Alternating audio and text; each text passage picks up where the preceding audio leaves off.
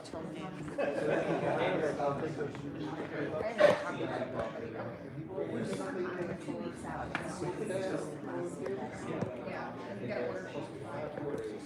Well, we only have a few left, so just let me know. They're $10 a pop. Okay? Awesome. Okay. Thank you.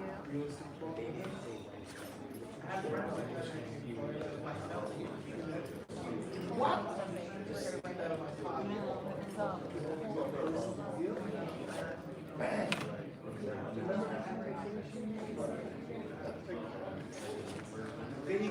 Vaguely remember. It's starting to come. It's really.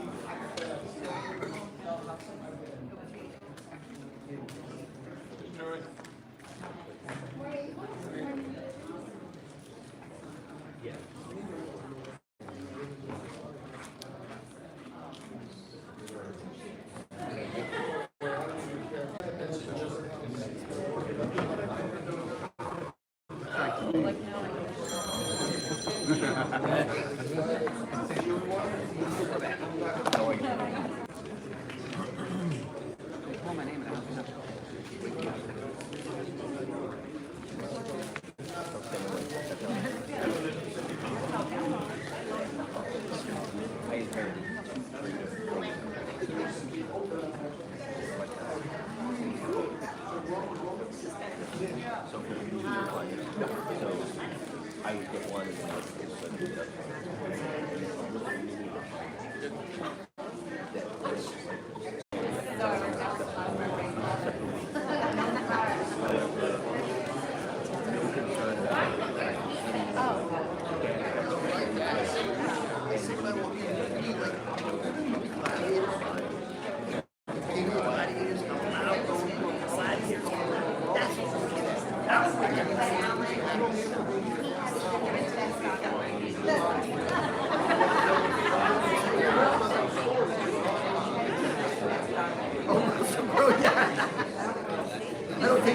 I don't think, listen, I'm cool with that. I'm cool with that. Actually,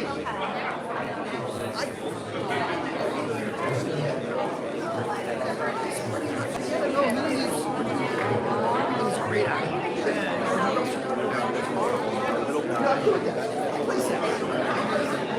Good morning, everybody. Wait a second. Want to settle in and we will get started. So while you're settling in, I just want to brag. So those of you who know, my oldest grandson is an actor, and I was really psyched when I got here this morning.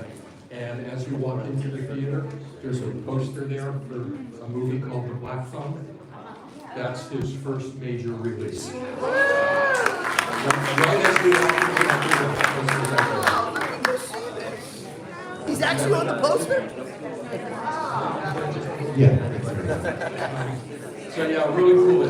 For those of you who like scary movies, this is a really scary movie.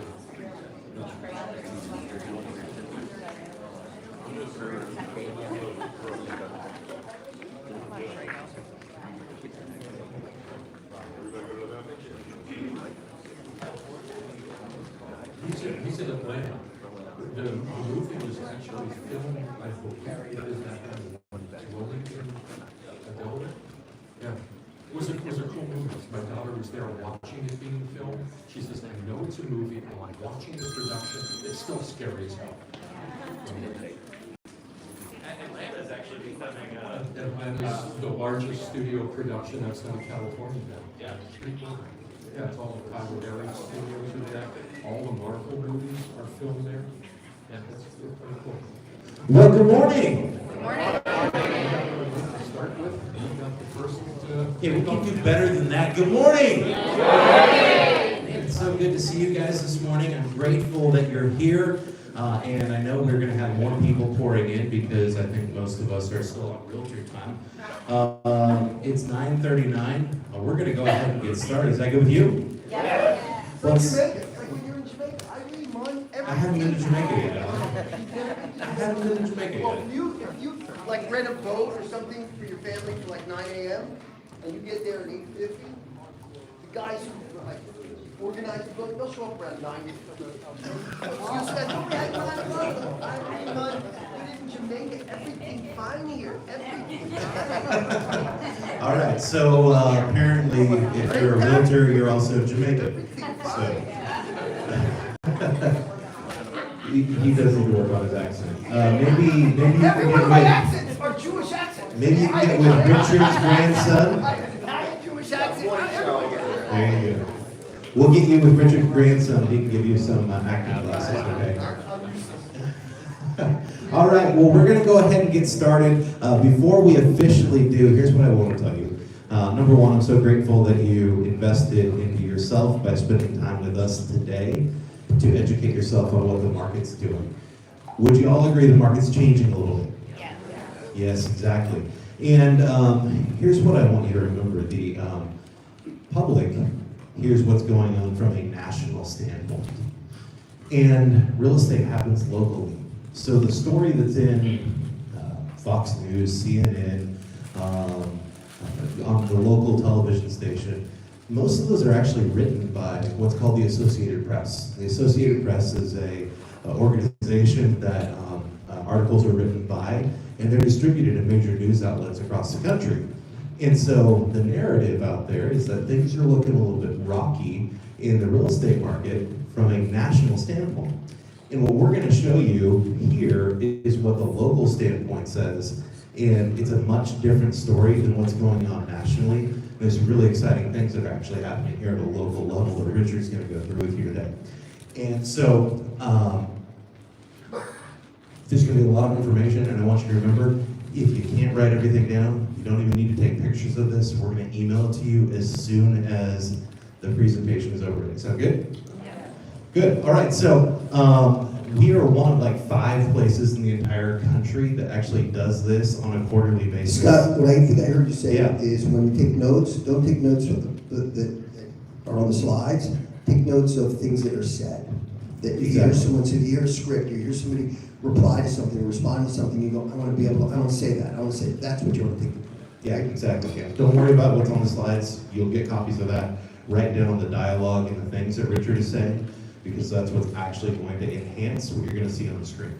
All right, so I want to welcome our one of our sponsors for this whole shindig, Supreme Mortgage, to come on up.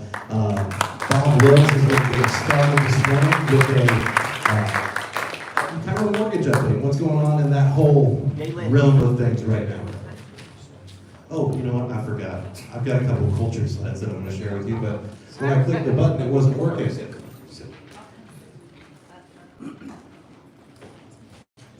I need acting lessons, you need technology lessons, I'll teach you the technology. Tell you what, Alan, you take care of talking about culture. Yeah, Alan's going to talk to you about culture for just a second while I go and figure out what's going on with my clicker. Why don't we just let Bob start talking? That makes more sense. I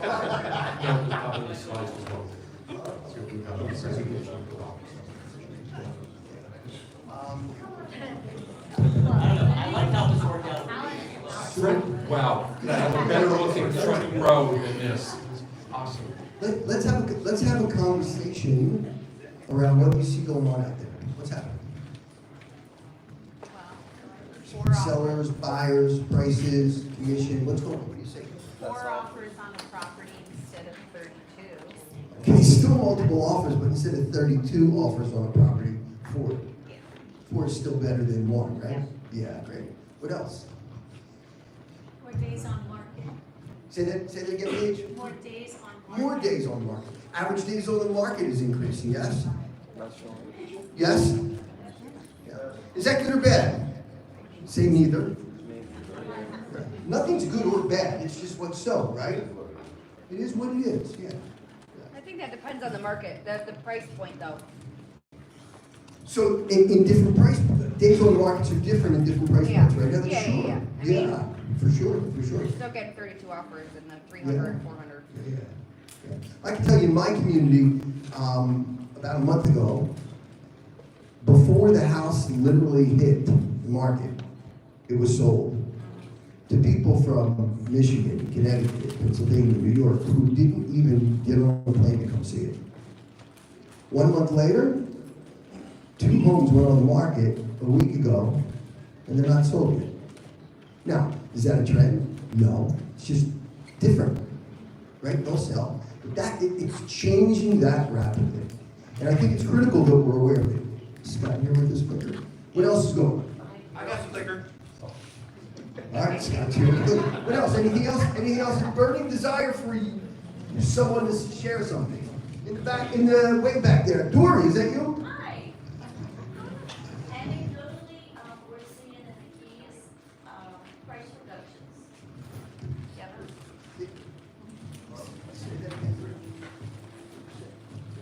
Anecdotally, in the Keys, we're seeing price reductions. And I see in the MLS a lot of properties coming back to the market every day. So Dory said that there are, in the Keys, where she also does business, she's seen price reductions. And Oh, and I see every day, I check the MLS every day, and I see a lot of properties come back to the market. Bob's coming back over. Oh, All right. one more thing. We'll take one more, and then we'll go to Scott. Hey, Dean, hold on. Oh, this is good. Last time I had a bit back. Now I'm running. I'm noticing that realtors or listing agents are actually calling back a few weeks later, really in more of a desperate panic, looking for those deals that they walked away from. So the motto of that story is, don't be a real estate agent when the market's fast and furious. What does ant mean? Yeah, we figured out. Whatever word you want to put in there. It's a word that Mo wouldn't appreciate, right? But don't be that kind of agent, because the market does shift, and at that time, if you are that agent, the other agents will remember. Yeah. All right. All right, now we're going to go over what we were supposed to go over at the beginning. So our mission statement is to build careers worth having, businesses worth owning, lives worth living, experiences worth giving, and legacies worth leaving. And I want you to remember, these are not just words on a wall. I want you to adopt these in your life. Imagine what it looks like to build a career worth having. What does that look like to you? And remember, the purpose of business is to what? Fund your perfect life. Fund the perfect life for you. And if you haven't ever figured out what that looks like, Gary, a couple weeks ago at Mega Leadership, he reminded us that before you go and build the foundation for your business, you should probably build the foundation for your life. And what he meant by that is, in order to create the business you've always wanted, you have to sit and think about the life that you always wanted to have. And so I want to invite you to join us on May 31st. We're going to be teaching Quantum Leap again, and it's going to be in Aventura, at our Aventura office in their training room that we're renting in their building there. How many seats do we have in there, Lee? At least 60. 60 seats. Okay, so I've got 60 seats available. There will be an Eventbrite link that is sent out in the presentation today. When you get those slides, there will be a slide that you can click in there for signing up for that. Won't cost you anything at all. Normally, if you go take that class, it's like $199, but because I am an instructor for it, you can take it for free with me in Aventura on May 31st. All right, so to be the real estate company of choice for agents and their customers, this is pretty interesting, right? Because we want to not only be the real estate company for you, but we want to be the one that your customers always choose to partner with because of who you're affiliated with. And Richard, myself, and Alan are working on some things that will allow you to be that central person even after the transaction, because the real estate cycle is on average 7 to 10 years, right? So we want to keep you at the center point of that person in their home buying experience, even in all of those years where they're not actually buying a home. And we're working on some things that will keep you at the center of that all the time. That way you're constantly their choice. All right, now let's go to our values, God, family, and then business, and then finally our Y4C2Ts. I'm going to say the first part. I want you to say the part after, okay? Win-win. No deal. Integrity. Do the right thing. customers, commitment, communication, creativity, teamwork, trust, equity, success.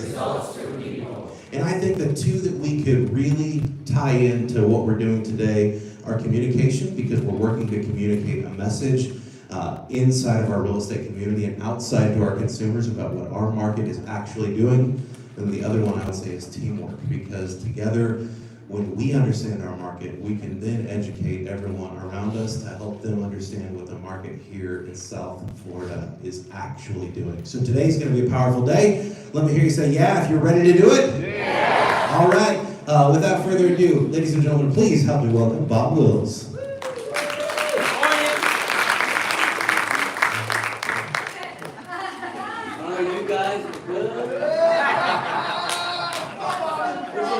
The miracle man. So they want to tell me the button to change it. Which one changes it? Why are you changing it so fast? Let me look at it first. Yeah, take a picture. What the hell happened to my neck?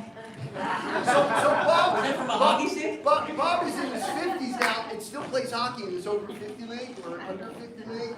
Oh. And yeah. And so he said to him, listen, you gotta know when to put the sticks away, the skates away. He goes, my wife's been saying that for 20 years and I'm gonna keep going. That's right. Officially, last night I did play. We won 5-4 in overtime. Woo, like the Sixers. Hey, Sixers, Eagles. We'll talk about that later. Anyway, let's move on from that. They were playing a group from the Villages, but he doesn't need to play.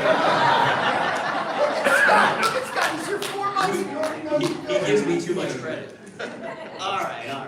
So, information is what the day's all about, right? Changing markets. Today's market builds what? Tomorrow's market, right? And so I sit and listen. I love listening to y'all because I can sit and hear the changes that are taking place, and all I can think is healthier, right? A healthier market. That's what we're going to walk ourselves into. That's what's going to take place, and then it's our choice what we share with the people that we're surrounded by. That includes consumers, that includes our associates, that includes all of our partners, right? So let's share some great information today. We'll do a little bit of a recap on how we got where we are today, because I think it's good to know where we started from. And ladies, you can always chime in, right? I was lucky, right? You like how that worked out for me? I was sitting back there with Scott. No offense. I mean, you're pretty and all that. You're cute too. They called me up and sat me over there with these three. I'm like, wow, how about that? That was pretty good. That's pretty good. So, what's happening with interest rates? I think we all know this, right? High inflation. At one point, and I've been in this business for quite some time, realtors didn't even know much about inflation. They didn't know how to list a property, sell a property, move on. I think in today's marketplace, you need to know more. Why? Because it affects us. Affects you? Why? Wants to know more. Say that again? The consumer wants to know more. The consumers, with a touch of a keypad or a touch of a keyboard, they know more, right? And if you want to win a listing, if you want to win a buyer, echo, right? Big echo. If you want to win a listing or a buyer, you have to have better information.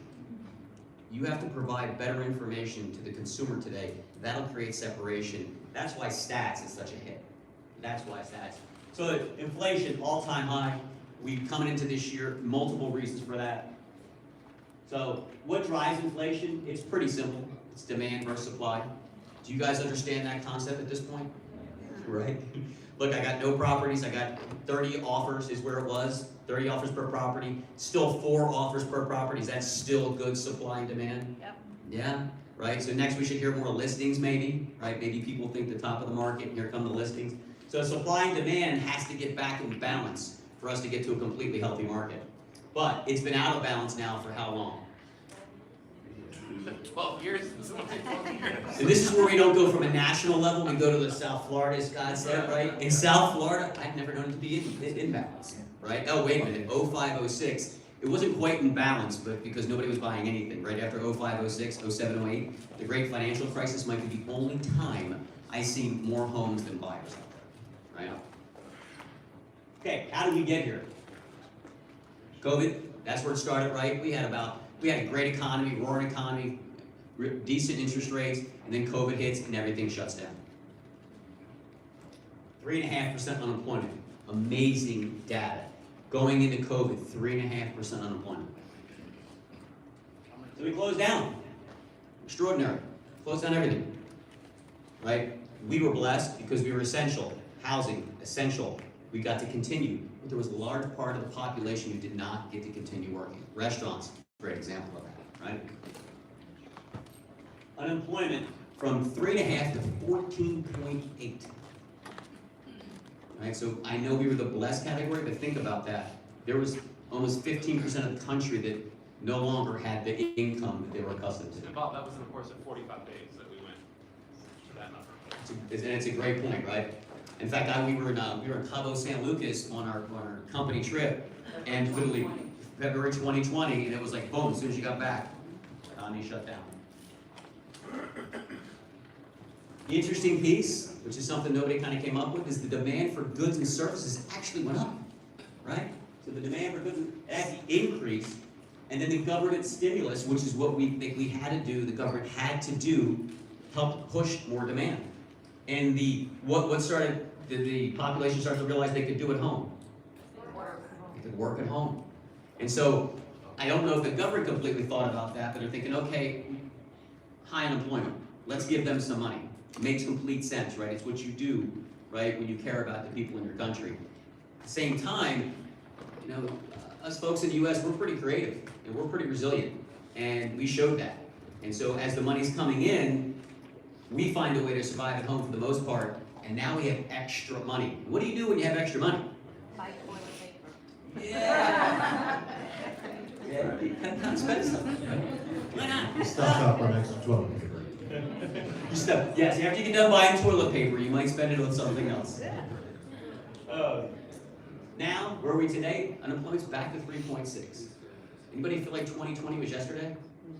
Right? And here we sit today, and we're back to 3.6. The biggest difference? Inflation, right?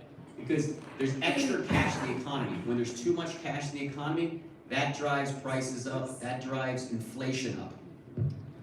And the fear, what's the fear when you get too much inflation? You might hit what? Recession. 2 straight quarters of GDP to negative. You guys see the news yesterday? What's the news yesterday, Sandra, about the GDP? Negative, right? So it could be so we could be, and when a recession goes, that means buyers stop buying. We haven't seen that yet. What we've seen is price wars, to kind of label it something easy. We've seen price wars. What we haven't seen the buyer's been really resilient, keeps going, which really helps everybody in the economy. Keeping in mind housing, and I always consider, because I think you're going to see Richard's presentation, and I think we're probably got a lot of the same stuff, because one, he's more comprehensive than me, but then B, we're in the same business. I always said that. We might do mortgages, you might be on the real estate side, but we're just in the same business, right? It's about 23% of the economy is housing. So everybody, really quick, think like you're sitting on that stool. What if I would take one, I wish I really could, but I won't, but I wish I could take one leg away from that stool. What's going to happen, Scott? I'd like to see you try. Step over here now, get my distance, right? I'm going to fall. You're going to fall, right? The stability's gone. And so that's why housing's always important. That's why it's the biggest barometer on how we're doing as a country. You can't take 1/4 of anything, right, and not have a huge impact. Congratulations, all of us. We work in an economy, we work in an industry that has that big of an impact, right? I call that job security, right? It's always, it might go up, it might go down, but it's always going to be there. It's always that important, right? Other things that drove it, energy, right? If you look at inflation today, energy is probably one of the biggest areas where we have inflation going on. It's hitting the pocketbook, it's kitchen table conversations, because there's going to be limited drilling. Things like that were taking place, and of course that's driving up the cost of energy. So that was big. When we say energy, you've got to also take into account like what your electricity bills are, what your utility bills are, and everything like that. We're not just talking about oil and what you put in your car. Show of hands, anybody pay over $80 to fill their tank of gas? Like, Bob, this is no longer fun. Right? Yeah, no, that's just true, right? And so if it was 50 and now it's 80, that's real. I mean, I forget what percentage they say, but there's a large percentage of the population that live what? Paycheck to paycheck. 64%. Thank you. I'm glad we left that stool where it is. But it's not just that, as he's saying, but then think about it, how do we all get our goods and services? Trucking, gas, oil, where do these big ships, what do you think they're doing? They're not, they're not powered on solar energy, right? I mean, so coming overseas to deliver here, so the cost of goods and services just from the energy sector, way up. If you looked at last month's inflation and it ran really, really hot, the number one thing was energy. The other one was food. Who can guess what the third one was? Yeah, Mr. Waxman, housing. The rest of inflation was quite tame, actually. So those three areas really pushed inflation. Congratulations, you're involved. Okay?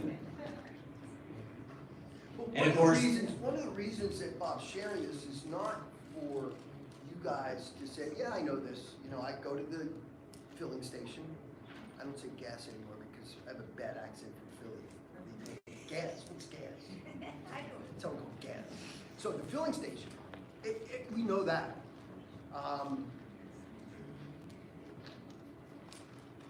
My family is in Pennsylvania, and I know their heating bills have been through the roof. Right?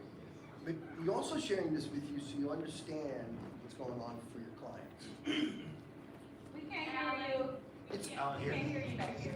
I'm going to give the mic back to Bob in a second. The reason I share this is because it's important you understand this for what's going on, not just in your family, also for your clients. They're dealing with this. Everyone's dealing with this. And the more, my humblest of opinions, the way to deal with this is to get in front of it and talk about it. To ask your clients questions. In your needs analysis, when you're working with your buyers and sellers, ask them. Ask them. They'll tell you. And then ask them how that relates to the reason why they're selling their home, or downsizing, or moving out of state. It's a great conversation starter, and it will set you apart. Again, I think Scott said it earlier, one of the reasons for stats is for us to say who are, again, I think it was Bobby said that. So pay attention to that. so of course, then we roll in, inflation's already going, and then you have Russia invade Ukraine. And that just exaggerates everything that's going on. And so it's great that you cover the mission, right? Our mission is basically the same as yours. We serve each other, right? We serve each other, right? We serve others before self. Let me get that right. We serve others before self. That's always our mission. Empathy, I think, is where Alan's going, right? You got to want to get to know your clients. If you really want to serve them and live the mission, you got to understand what they're up against. I call them drill down questions. And just so you guys know, like you can take a good loan application, right? And you can ask for name and address and where do you work. And they could say, well, what's your salary? They tell you $50,000. And then you don't ask a drill down question. It's like, well, by the way, is that W-2 or 1099? And then you find out the day before closing is 1099. And that's really self-employed, not W-2, and your deal doesn't close, right? Right? That's a drill down question. I think the same applies when you're building rapport with your potential buyer or seller. You have to have drill down questions if you truly care about them. Care about them, everybody's just a little bit different. No person is the same. And you got to make sure you understand what their needs and wants are, what their challenges are. Because today, I think one of the words when you were asking, Alan, is challenge. Today it's challenged, right? What kind of interest rate environment are we in? Rising, right? That's pretty obvious. Consumers know that, the demand's still there, but it's still challenging, right? How do we turn it off? Well, the first part is already underway, the Federal Reserve. The Federal Reserve is going to increase the cost to borrow funds. Right? Their target by year end is to be 2.25. Now, I'm not going to get into the weeds too much, but interest rates, mortgage interest rates typically move before the Fed does. So we really haven't moved all that much, right? We've moved about 50 basis points so far. But the rates, if you look at the rates, they're in the 5s. From the 3s to the 5s. And if you were thinking that the Fed fund rate is directly correlated, no. What happens is the market gets this information, and when it assumes what's coming next, it then prices that in. So they're assuming a quarter to half coming through early in May. If we get that, you'll probably see rates stay the same. If you get more than that, then you'll probably see rates rise. The easiest way to correlate this with a buyer or a seller, when you're having this conversation with them, is talking about gas prices. So when the cost of a barrel of oil increases, you see it immediately happen at the pump. But the gas that they have below the actual gas station did not cost them more because they had already paid for it based upon the previous price. So the speculation that it's going to increase is creating that buffer for them to be able to then go and purchase it at the higher price on that next truck that's coming in.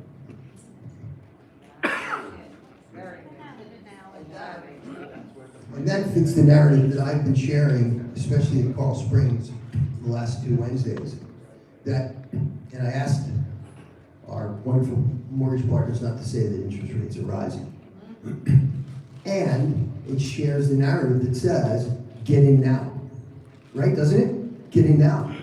Because by show of hands, who thinks mortgage interest rates will be higher by the end of the year? By show of hands. Great, put them down. By show of hands, who thinks they'll be lower? Then it's a great opportunity for people to buy homes now, right? Yeah. You know, Doug Duncan, Chief Economist for Fannie Mae, he's on our program quite a bit. If you guys haven't watched him, go to our YouTube page. There's probably really 3-minute videos where you can watch him. And we always ask him, is it a good time to buy? And his answer is always, well, it's based upon family. You know, can you afford it? Did you save money? You know, and is your family committed to owning a home? So whether it's 3%, 4%, 5%, home ownership is always a good idea. It's not a good idea when you can't afford it, right? And that's also possible, right? And if you haven't properly saved the money, but those folks still need to talk to us. They still need to talk to you because we need to put them on a path, right? They need to be, everybody's a buyer. Not everybody's a buyer today, but everybody's a buyer. Make sense? Yeah? And so everybody's a buyer. So, what else can we do? Obviously, the workplace limitations to allow workers to get back to being fully productive. That's well underway, but that's going to help us. Supply chain is something I didn't really touch on much, but the supply chain hurts inflation because it affects the supply and demand balance, right? If I can't get as much goods to market, but I have a strong demand and the households have money to spend, it drives up prices. So again, having a good supply and having the workers fully, productive is really important. Release U.S. emergency oil reserves, that's done. They are now increasing drilling, that's coming. And then of course, last but not least, growth. Maybe make that first then last. Somewhere in between. Okay. Mortgage rates are surging faster than expected, prompting economists to lower their home sales forecast. This is not bad news, right? And again, the Fed basically, when they were saying, why didn't you move more on the Fed funds rate? Their answer was this. They said, well, look at what's happened to interest rates. We've been messaging and telling the community and telling the country this is what's going to happen, so their more discussed already rose, right? Because today we live in a real world of technology, which means instant. And so as soon as the news hits, the markets move, like the oil analogy, right? And so a lot of the rates have moved, right? So these are, and by the way, 5% money historically is great money. Great money. It is going to take demand. Now go back to what I told you, the 3 drivers for inflation, housing being one of them. So what does that mean? What does the government want to do? Do they want to curtail housing a little bit? Yeah. Yeah, that's going to happen. Now, a lot of that's in the refinance area. So a lot of the refinancing, which will be cash out refinancing, extra money in your pocket, or lowering your interest rates, that has evaporated. Lynn shared a story yesterday that there was a loan officer from another company. What percentage of refinance business were they, Lynn? 0. They did $300 million in business and 0 of it was purchase. 100% refinance. How's their business plan today? Yeah. You're here to create a business plan or to enhance your business plan, right? With good information. I would opinion 100% refinance was not a good business plan. Yeah, and when you hear that mortgage applications are down, they're often comparing that on a year-over-year to the week-over-week basis. Remember, 12 months ago, you could refi your house for somewhere in the neighborhood of high 2s, very low 3s. So don't freak out when you hear that mortgage applications are down because they often incorporate the mortgage applications for refinances into that number. In fact, most of the decline is in the refinance area. Now, investor purchases were 18.4% of the market, right? That's your institutional investors off of Wall Street. You are seeing a slowdown in the institutional investors purchasing properties. Is that a bad thing or a good thing? It's a good thing. That's a good thing, right? Because they take those properties, hold those properties, purchase our listing inventory going forward. So I think that's really a good thing. Again, we're moving towards a really healthy market, right? And every customer I have today that we lock in a 5% range is probably a refinance we're doing 2 years from now, which will come back with another boom in the marketplace. Just the way it rolls. 30 years later, I'm just telling you that's the way it happens. It comes right back in housing, right? So that was a significant driver of prices with them buying up the properties, and that's now starting to come back. The 4 offers per property, that's turning back to being more healthy. All right, and I will end with this because I see Richard on my right shoulder. So, the roadmap to best. Start with Supreme. A, thank you so much. You guys are our best partner, and we appreciate your support. I'd be silly not to ask your support even more than that. Like you, it's a challenging marketplace, so every referral you can send our way, please do. These ladies love it, and they would greatly appreciate it. You are a big part of our success, but we just don't come to do your business. We come to pour into you. And so here comes our event, Roadmap to Best, Start with Spring, May 19th. Jot that down. There's the QR code. If you have not registered for this particular event, May 19th, 12 to 4, and then we're going to do a happy hour. Woo! Right? There you go. And this is who we're bringing you live. This is who we're bringing you live. Okay? Kevin Elko, 31 championship rings, sports psychologist, motivational speaker, love him, probably seen him. Doug Duncan, chief economist for Fannie Mae. Unbelievable. Right? Chief economist for Fannie Mae, be an expert, right? And then the foremost expert in customer service for Schulte. Who wants to tell our buyers and sellers you're rich certified to deliver service, right? Get to meet these folks. We probably give you a book, you can get an autograph, but please take the time, come on out and see us. Thank you so much, we appreciate it. I will send that link out to you guys so that you can sign up in the thing this afternoon. Those 3 speakers that you saw up on that screen, if you were to go and watch into each of them individually, it would probably cost you about 30 grand, and it's going to be right here in our backyard for free. Live. That's a massive part of that's a massive part of your value proposition to your clients. Doug Duncan alone, chief economist for Fannie Mae, right? And then the other two phenomenal gentlemen, or Hall of Fame status people, will help you with your mindset and scripts and dialogues to be able to talk to your clients. Nobody else does this. No other company does this. Let's give it up for Bob. The one thing I will suggest to you guys, register for that as early as you can. That event put on by Supreme is not just the KW event. They're bringing this down for all of their affiliates in the South Florida. It will fill out. We would prefer that you guys are the ones who fill up all those seats. So register for it quickly. Okay. Show of hands, how many of you have not been to this presentation before? Wow. Okay, awesome. I love it. This is my favorite presentation. Those of you that have seen me do it before, you know I like the stats.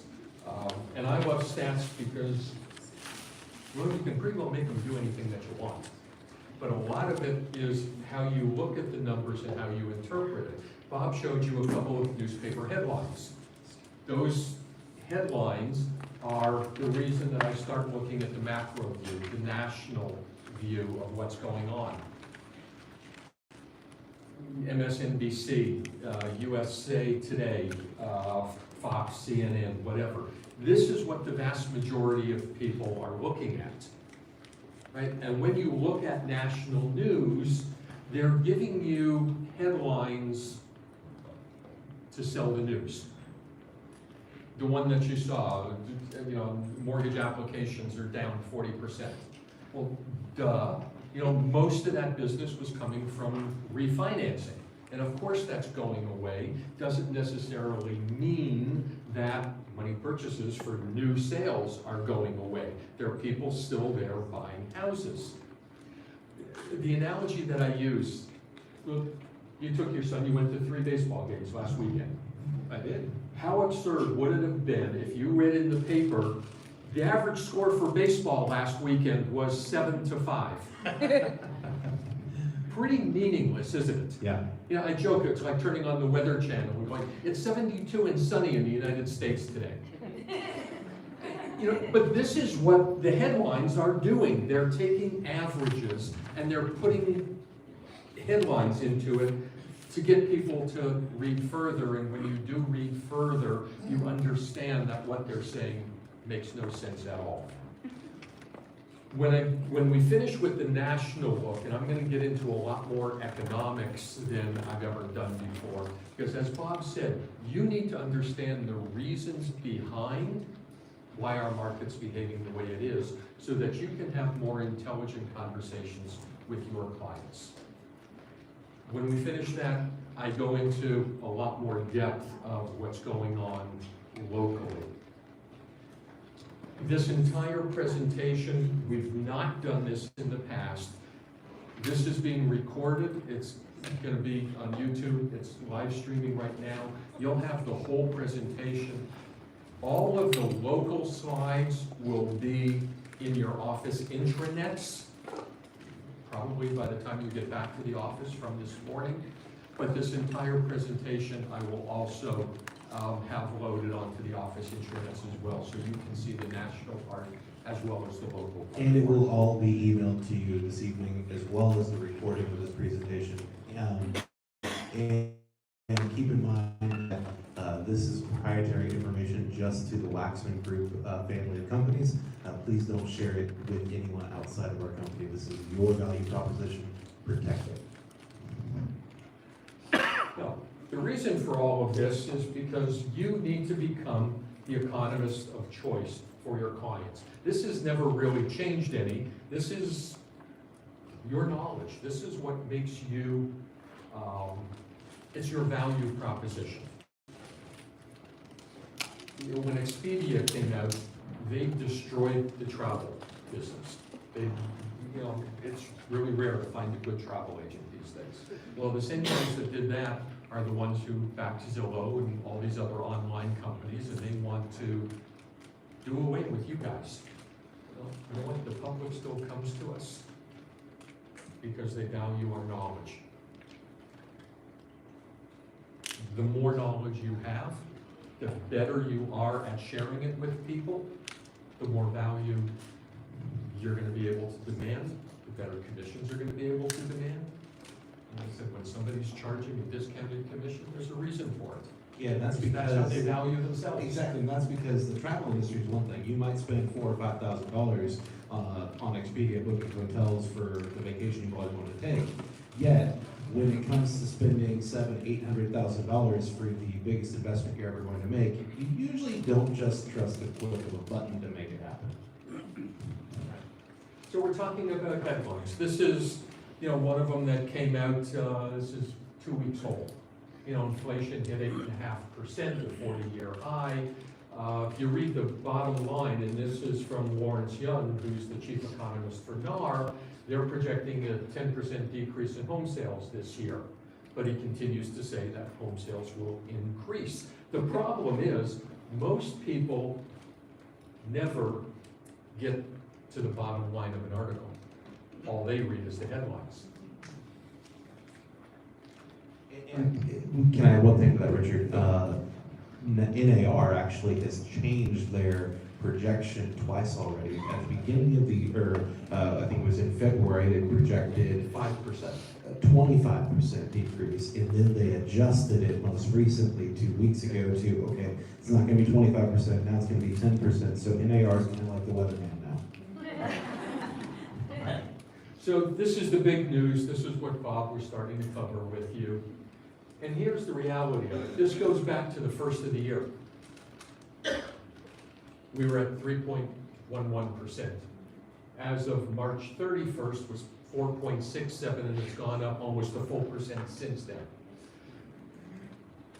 in tracking, and I'm going to be looking at that shortly, understand, this is in 4 months, rates have gone up 2.5%. They have never gone up that quickly in the past, never.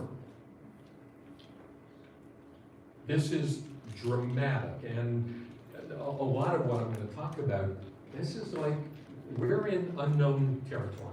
We've never seen what's going on the way it's happening right now. I'm trying to give you some ideas, some projections as best we can. But this is like... Richard gets excited and uses words like dramatic that might scare the bejeebies out of you. Scott and I have talked to him about this, and he's not going to change. Okay, nothing's dramatic. This was planned. This was executed by our government. It didn't just happen like out of blue thin air. Right? There's nothing dramatic about this.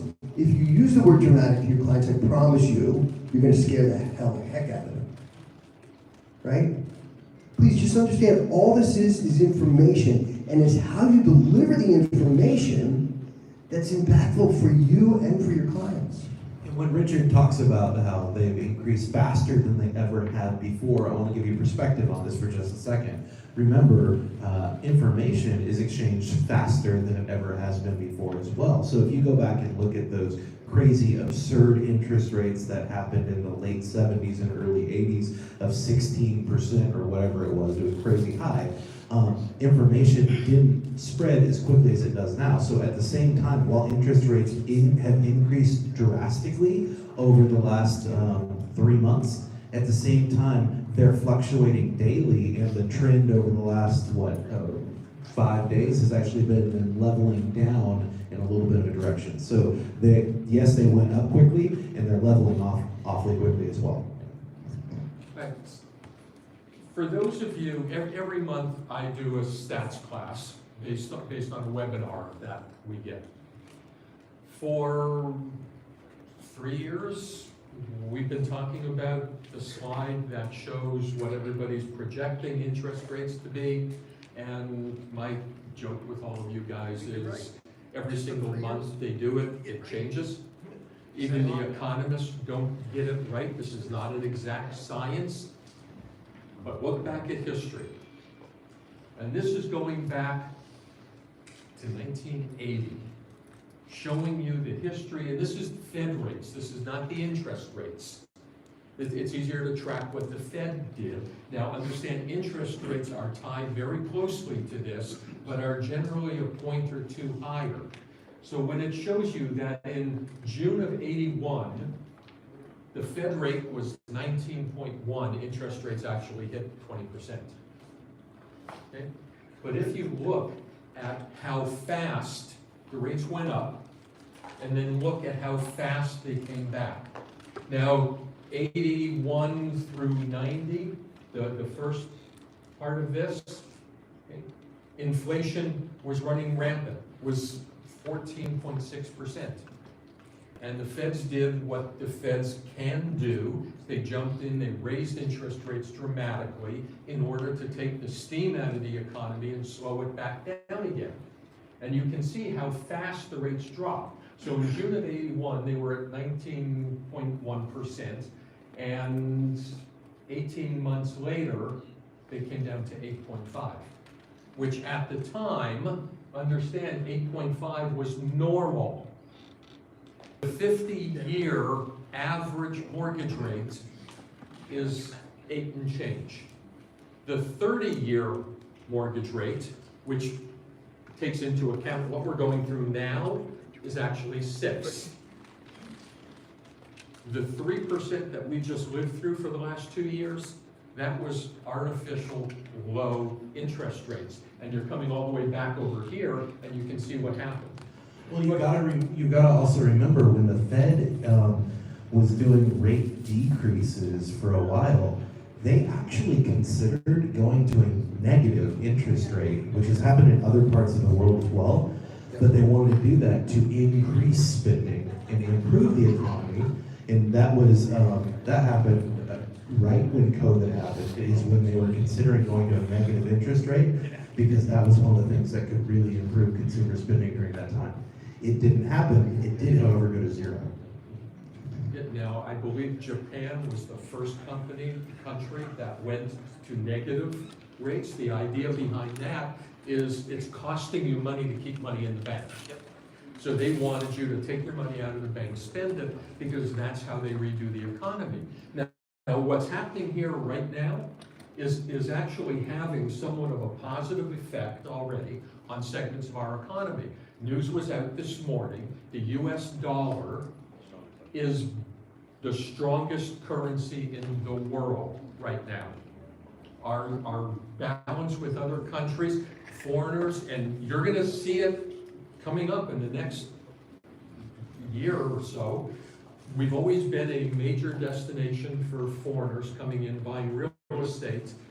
You're gonna see that pick back up again, because the economy here is the strongest in the world, and people want US dollars. And I believe I mentioned this in our last stats presentation, but the number one place that money is pouring into South Florida for right now is actually South America, because of so many changes that they've had in South America in terms of their governments. Okay. So the next slide, this is showing you the correlation between interest rates and inflation. So again, you go back to the 1970s, and you see every time inflation ticks up, which is the green line, interest rates are acting almost along the same lines. This is the tool that the government has to try and balance out our economy. It's kind of like your parents slapping your hand when you're trying to get a cookie out of a cookie jar. As soon as they see the interest rate or the inflation start to increase, they slap the hand and immediately increase the interest rate, so that if you watch the correlation there, the inflation decreases pretty quickly as soon as they increase interest rates. Okay. Now, this graph I created, this is showing you in blue are the number of homes sold going back to 1989, and the orange line are active listings. Now, we only started tracking active listings from 99. That's when our MLSs all went online. You know, for those of you old enough to remember, our MLS was in a book, and there was really no way of recording what was active in the books at that time. So that's why that starts a lot later than tracking the number of sales. So you see a correlation, it's kind of a lag, between the number of, between sales and inventory, until, look at what's happening now. Sales has gone way up, inventory is down. 2 points I want to make with this slide.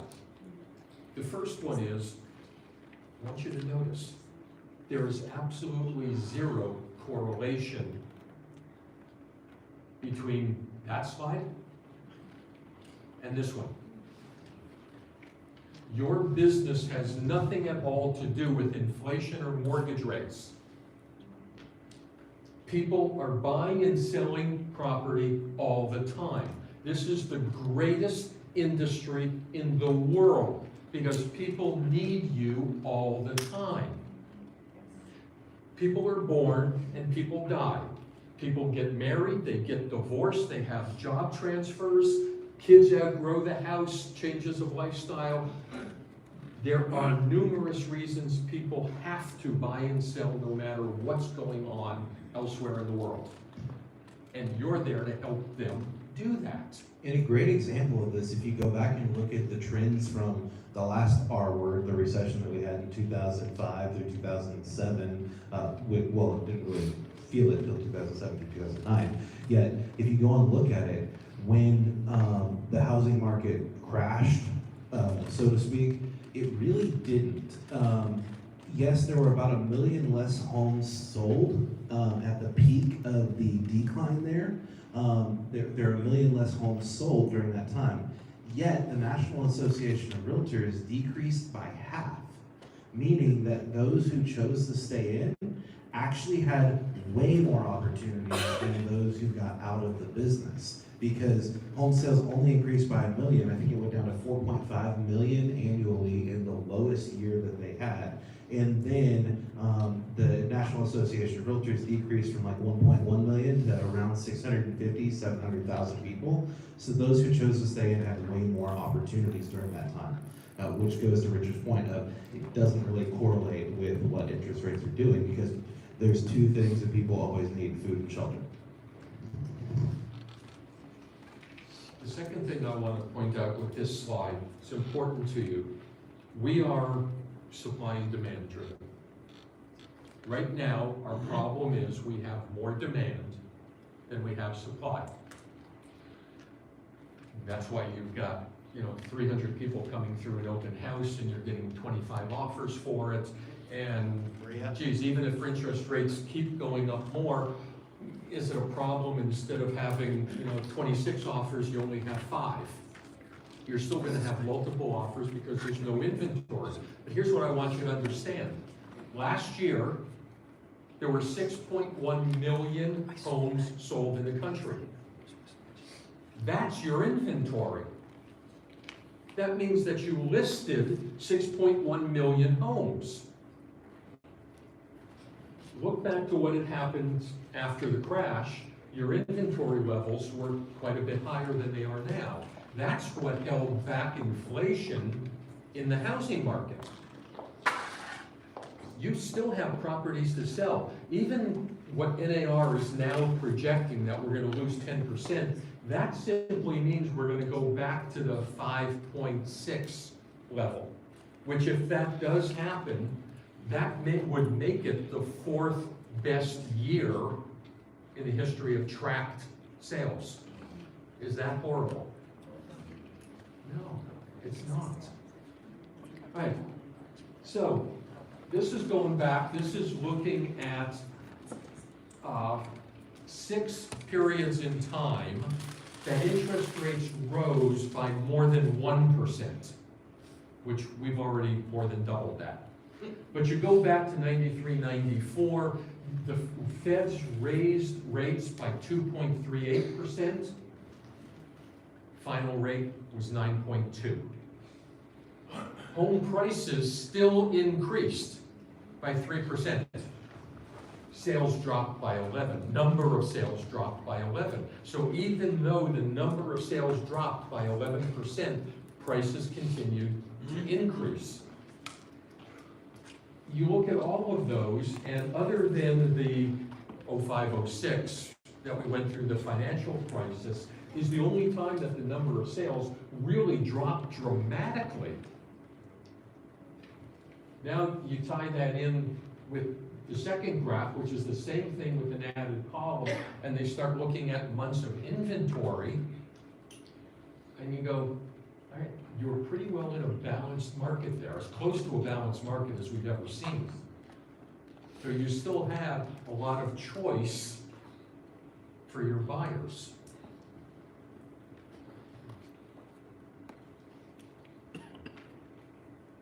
Buyer traffic index. This is showing time. This is actually from NAR, but they get statistics like this from companies like Showing Time, which are tracking the number of times a lot boxes open, houses are shown. And guys, look at this. There are only 6, 7 states in the country that are considered stable, and only 1 that's considered weak. Everywhere else in the country is strong. That's because nobody wants to live in those places, Richard. Well, maybe it's not bad. For 3 and 4 months out of the year. And then you compare it with seller traffic, and it's exactly the opposite. There's no, sellers are not wanting to come on the market. Well, in March, according to Realtor.com, I wouldn't say sellers aren't wanting to come on the market. I would say not enough sellers not are enough. able to come on the market. And there's reasons for that we'll get into. All right. So this is what some of the media has been reporting on. you know, while sales are decreasing because of the lack of inventory, the number of active listings actually increased. Well, you know, some experts are predicting that this spring housing market might go down as one of the most competitive on record. It's like, all right. We were talking to one of our agents last week who was telling us in 2 days of open houses, she had over. The people in the prediction business get paid? Because if they do, I'm gonna get in the prediction business. Well, they get paid to sell a narrative by getting people to advertise with them and stuff like that. So Yeah, but they don't get paid, they don't get paid. They don't get paid for the right? prediction, no. And then they don't get docked if the prediction's wrong. The only people that get paid like that are weathermen. Who wants to open up a prediction app? Let's create an app, a prediction app. I mean, the weathermen look a lot better than the guys who do these predictions. Yeah, I mean, half of these people that do these predictions probably just use a magic 8-ball. Yeah, it's bizarre. All right. Now,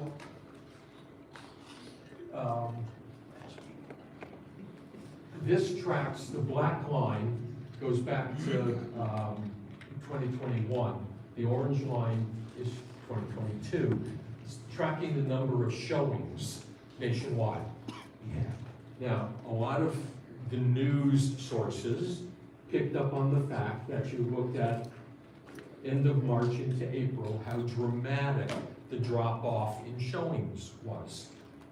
And they're reporting dramatic drop-off in showings, mortgage rates are rising, buyers are backing out of the market, there's gonna be another bubble burst, blah, blah, blah, blah, blah, blah, blah. And here's what we're talking about. We had this discussion just last week. How many of you, when you put a new home on the market, you're having either a broker's open or an open house for the first couple of days? Whole lot of realtors out there are doing just that, aren't they? Yeah. And the agent that we talked to that had 300 people through her house, how many of them were recorded as showings? Through showing that, probably one. One. So the drop-off, is it a drop-off in the number of people looking at houses, or is it a change because of how realtors are conducting their business? That's our belief. well, yeah, you have to account into this. You can no longer do coming soon in the way that you used to be able to do coming soon because of NAR's decision to go and do the clear cooperation policy. And because they chose to do that, you can't advertise a coming soon before it goes in the MLS. There's rules and things like that you have to follow that aren't the same as what they were before. Because of that, it forced agents to be more competitive with their open houses to drive traffic through it, so they had the opportunity to pick up buyers and double in transactions. So agents, being who they are, found a way to then become more competitive with the rules that NAR put in place, which makes this data almost completely irrelevant in most major metropolitan areas in our country, because what you guys are doing and what most open houses are doing that I experienced in the last 2 months, because I personally bought a home here, when I went and looked at open houses and things like that, it was insane to see 75 people lined up waiting to go in them. As a matter of fact, my wife and I drove by a couple of those. We're like, forget it. There's not even a point. I'm not even going to waste my time waiting to get into a house.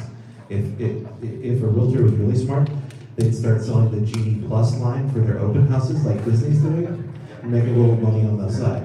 But to this point here, this data is not completely relevant because it doesn't account for open houses that have more than one person that attends them. Now, here's a slide relating to the same information, but they're looking at it differently. This comes from Showing Time, and what they did was compare the last 5 Februaries. More showings this year in the month of February than in any of the previous 5 Februaries. So while the last chart is showing that showings dropped off dramatically, and we believe we pegged the reason why, it's still at a higher level than it has been in the past. Demand is greater now than at any time I ever remember in real estate. Price appreciation.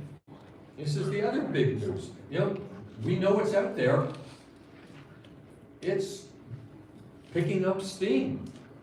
You know, a year ago, we were at double digits, but 11%. The last number that I saw in March, we actually hit 20% appreciation. So the question, Richard, is can that sustain itself? We'll see.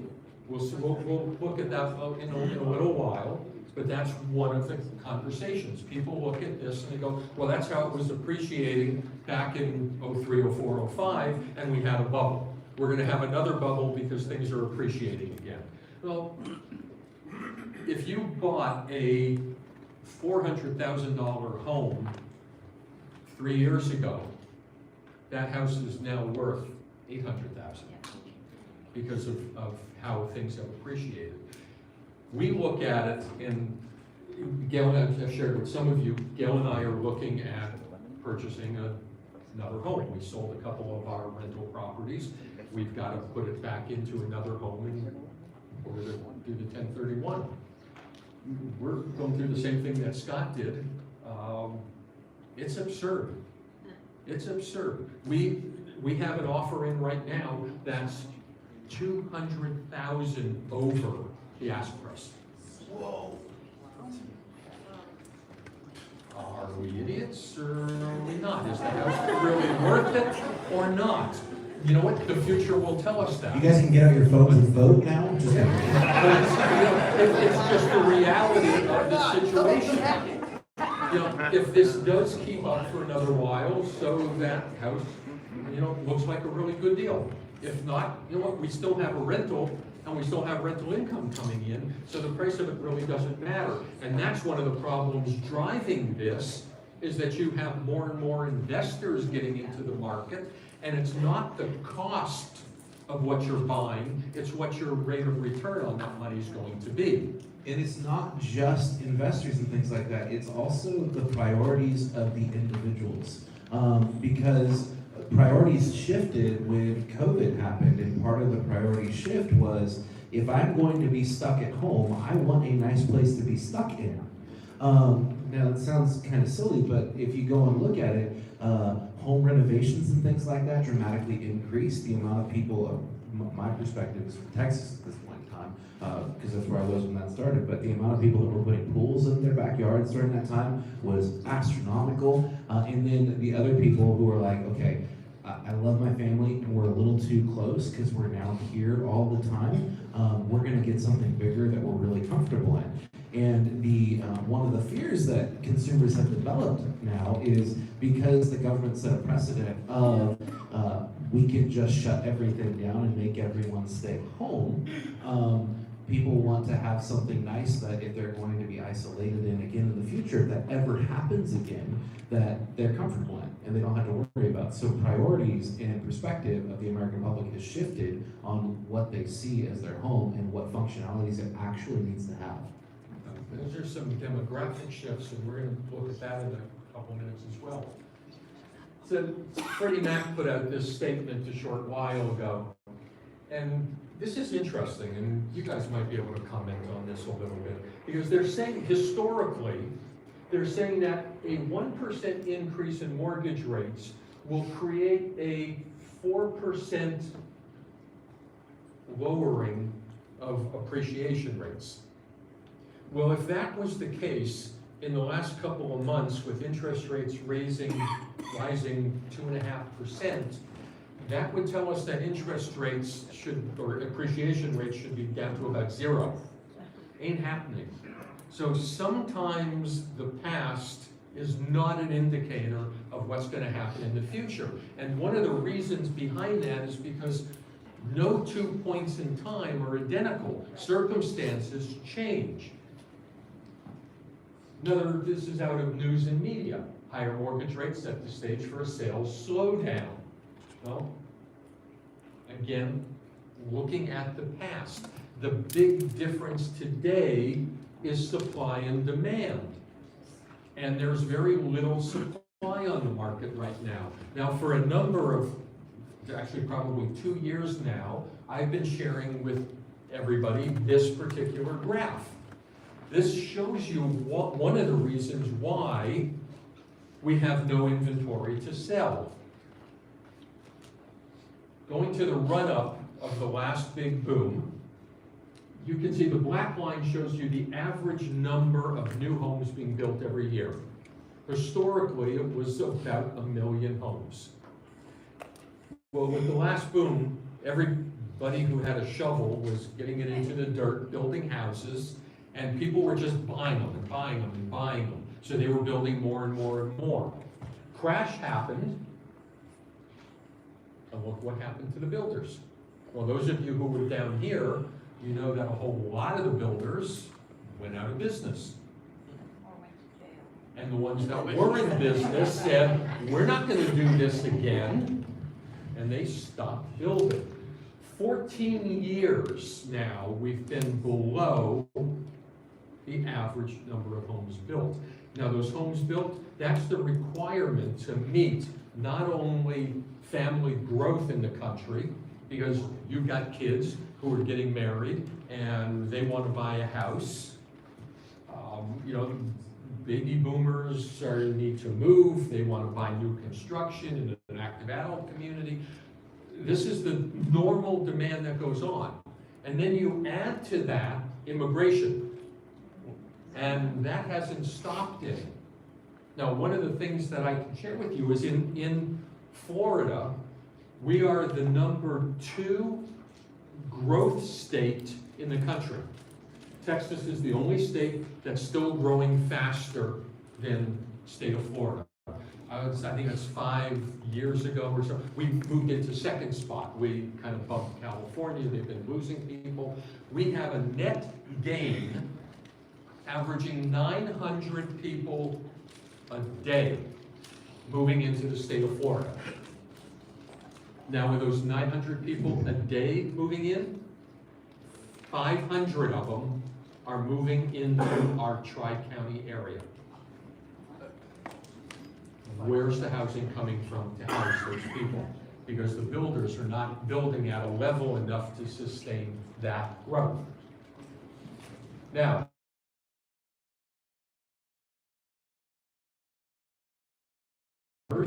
up until the last couple of years, were the largest generation number of population-wise. Baby boomers, I'm pretty well in the middle of that pack. And you look at how it's moving along, Gen X is right behind us. We're now moving into the millennial generations, all coming into their prime years of buying homes. Now, millennials are buying homes at a later age than we did as boomers because of crashes in the economy and they didn't have the jobs and all kinds of circumstances, but they are now in their prime years of getting married, having kids, and wanting to buy real estate. And if you look at this and just shift everything down, this is continuing for the next couple of decades. Actually, I think they're projecting all the way to like 2040. The millennials are going to be in their prime home buying years. Baby boomers, and I hope I'm one of them, are living a whole lot longer than they ever have in the past.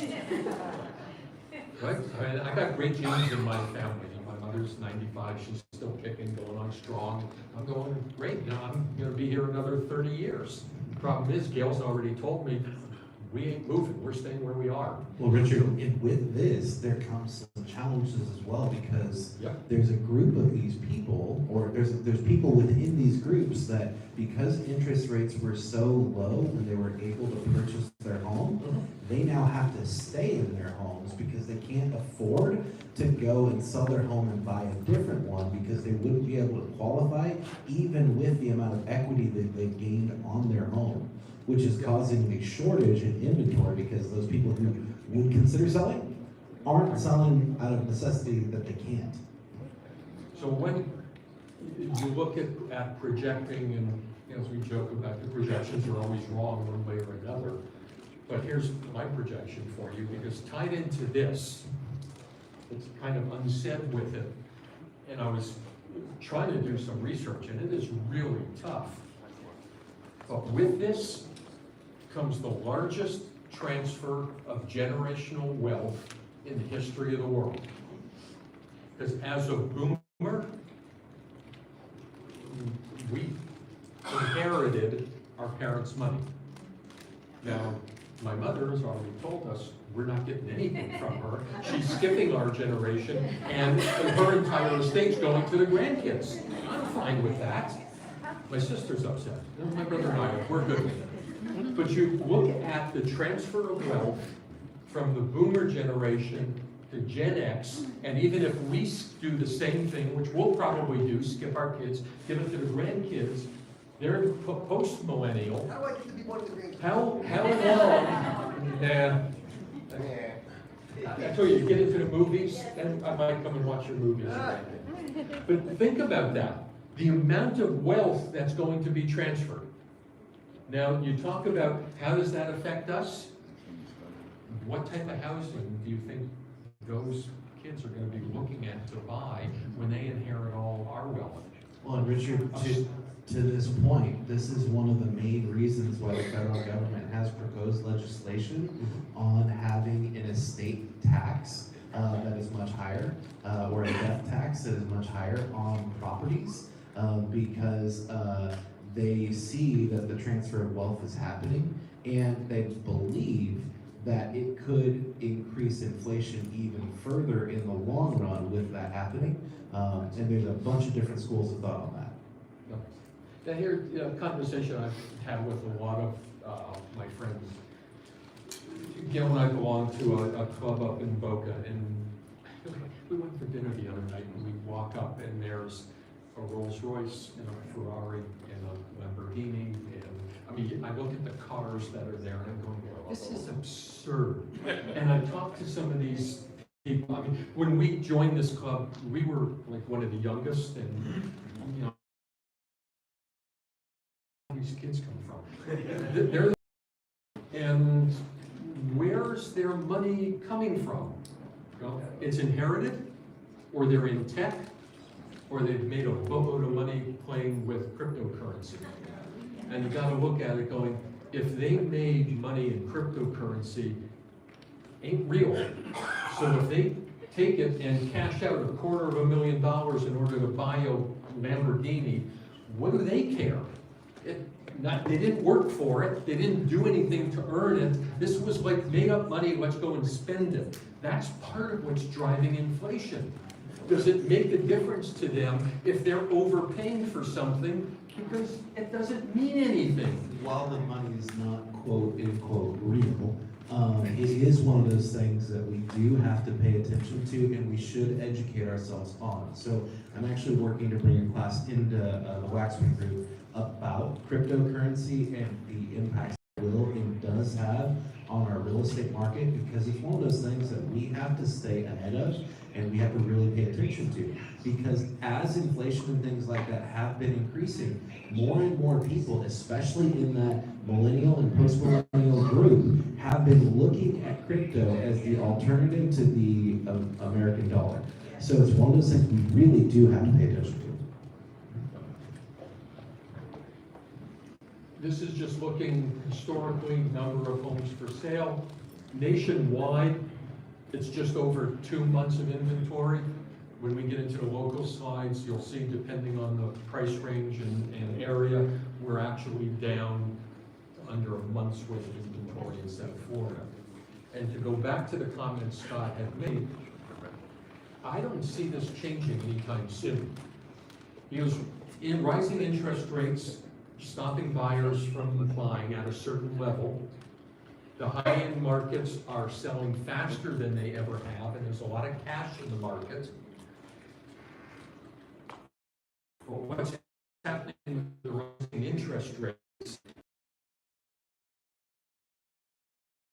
The statistic of mortgages in this country are under 5%. Well, I want to know who the idiots are that still have an over % mortgage and didn't finance. But of that 90%, 65% of the people now have a mortgage 3.5% or less. Well, kind of look at it. Somebody that's in a house and go, hey, I can sell my house and make a couple $100,000.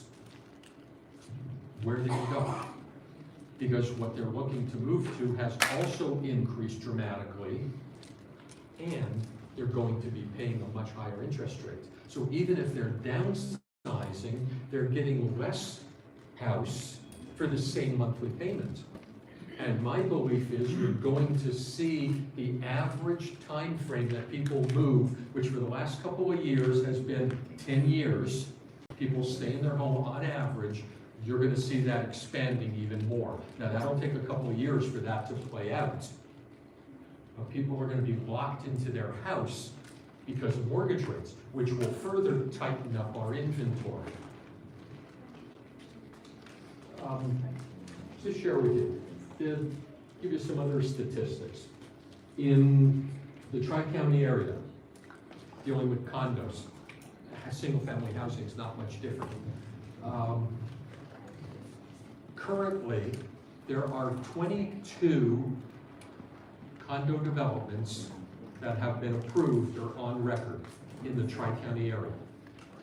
There's only 12 of them that are actually being built right now, ready for people to occupy within the next 2 years or so. Of those units that are ready to be occupied, all of them except 200 have been pre-sold.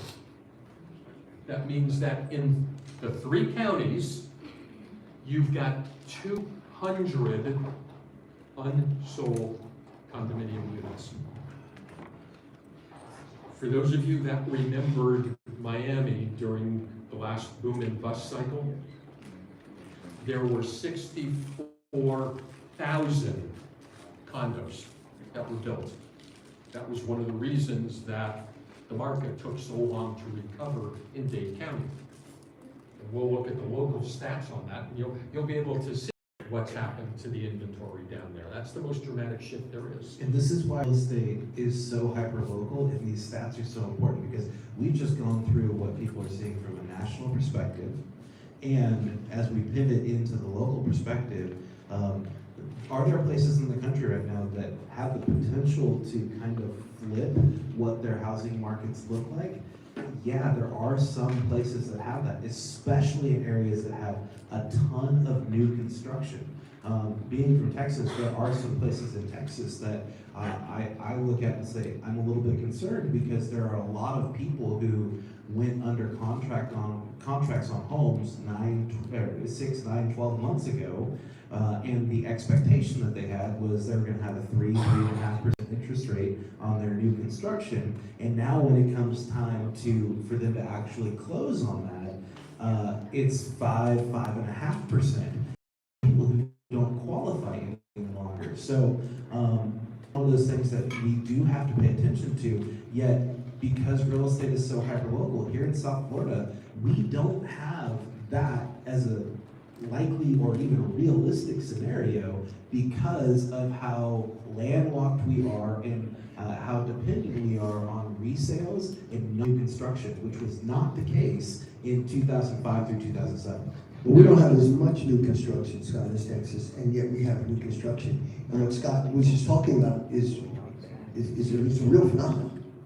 So if you're working with buyers and you have an opportunity to show them new construction in Broward County or Palm Beach County or even high rises, and it's going to take anywhere from 7 to 12 months to deliver it, that means it's going to take anywhere from 12 to 20 months to deliver it, right?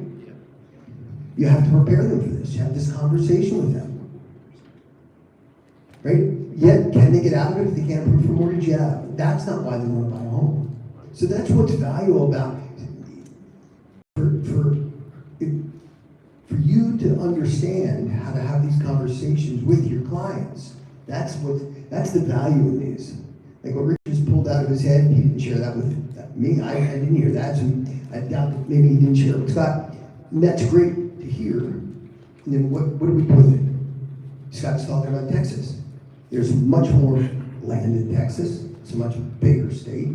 So therefore, there's that much more new construction. And yet, I know people who bought into bridges and paid top dollar. Their property hasn't been delivered yet. Top dollar. Multiple seven figures, right? And it's going to cost them about 2% more. Can they afford it? I don't know. It's a big deal.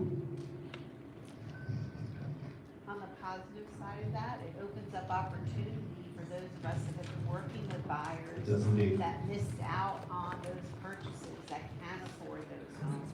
There's So opportunities in every one of these slides. That's what you want to look for. You want to look for the opportunity. And the opportunity comes from having the conversation, right? Understanding the slide, then having the conversation. And yet, Wednesday, in our Coral Springs office, D.R. Horton was there. And I'm watching them and I'm going, because they have nothing to sell. They were telling, they showed the map of how many developments they have in Palm Beach, Broward, Dade County, and yet there's nothing that's available unless you go to their development up in Port St. Lucie. So even new construction, and D.R. Horton is probably the most affordable housing builder right now. Alan's saying, you go to the Bridge Anything building, and you're in the mid-7 figures before you can get into anything. And they brought their land acquisition team, which was interesting. They've Yeah. never done that Yep, before. as I was, They need land so bad, they brought their land acquisition team. and I believe that was the reason they were in the office presenting to us, because they basically, if any of you know someone that has over 3 acres, Yes, right. they want to know about it. They're ready to knock down industrial parks, they're desperate Yep. for land. And that's, a report came out just last month. Dade County did not report, Broward and Palm Beach did. Those 2 counties each have less than 1% of buildable land. It doesn't exist anywhere, and most of that 1%, they said, is in individual lots that just haven't been built on yet. So here's the reason why at family reunion you saw Gary wear that shirt that said "buy dirt," because what he was telling us is there are people just like D.R. Horton that need the land, and if you yourself have the ability to purchase that land, you could probably sell it at a premium to the builder, or you can just become the developer yourself with a group of people. So because the housing shortage is so high, there's a massive value in buying land itself and developing it in areas that are desirable. So to your point, if you find something that you think D.R. Horton would be interested in, ask yourself the question first: could I put a group together to purchase this, Yes. and then turn around and flip it to D.R. Horton at a premium? All right, so now here's a slide that shows you the relationship between inflation and home price appreciation. Going back 50 years, if you look at it, red line's home appreciation, blue is inflation. There are only 2 decades in which home price appreciation didn't match inflation, and both of those were only slightly off. In the 80s, when interest rates hit 20%, home price appreciation was 5.5%. Inflation was 5.6. That means that you kept up with inflation if you owned a home.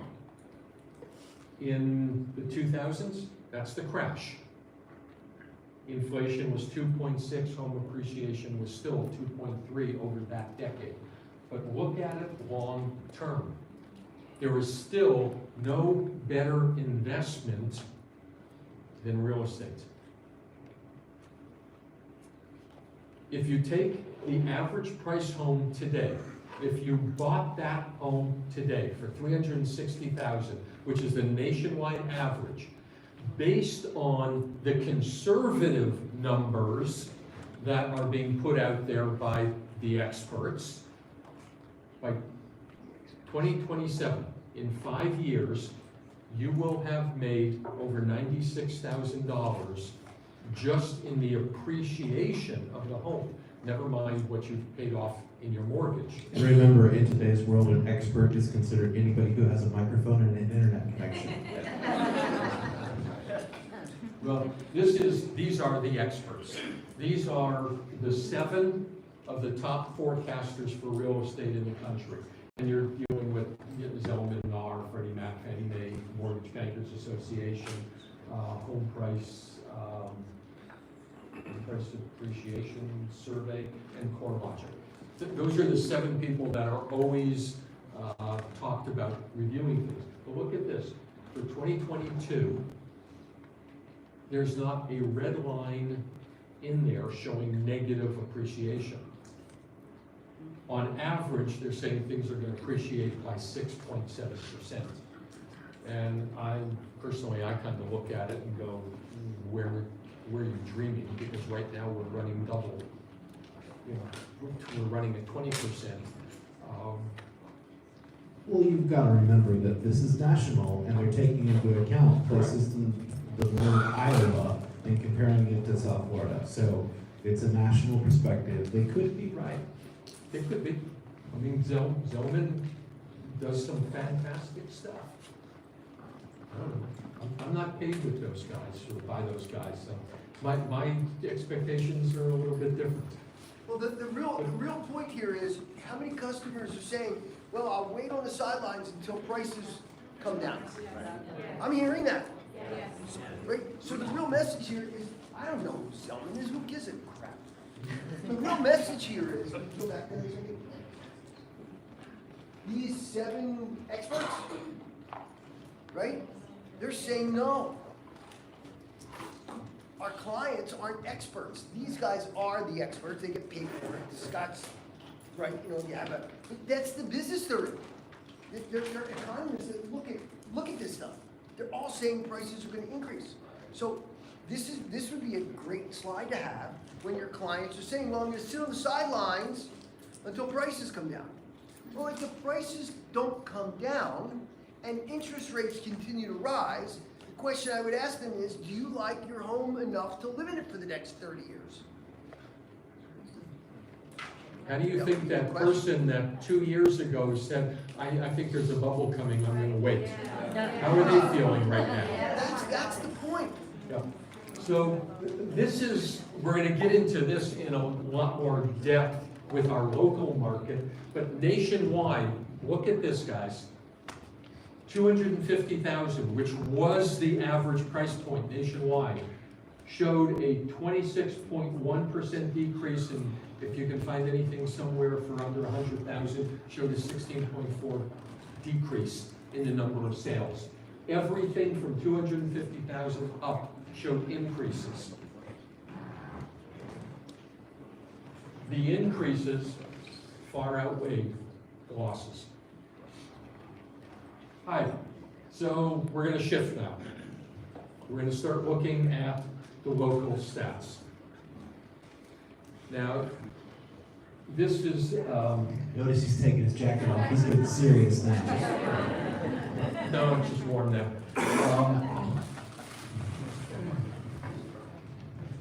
All right. So, local stats, this is for Broward and Dade County. We've got 4 different segments in it, and when you go to the office intranet and look at these slides, there are a whole lot more slides there than what I'm showing you today. But it's broken into Broward County single-family homes, Broward County condos, Dade single-family homes, Dade condos. I've kind of put all of those slides together so we can see the changes in each of those segments. Now, the first slide, Broward County single-family homes, and as we go through them, it's always going to be in the order of Broward single-family homes, Broward condo, Dade single-family, Dade condos. Richard. So Broward County single-family homes. Richard, real quick, just to make it easy, because Richard does go through this fast, if you look at the bottom middle, you'll be able to see what slide he's on.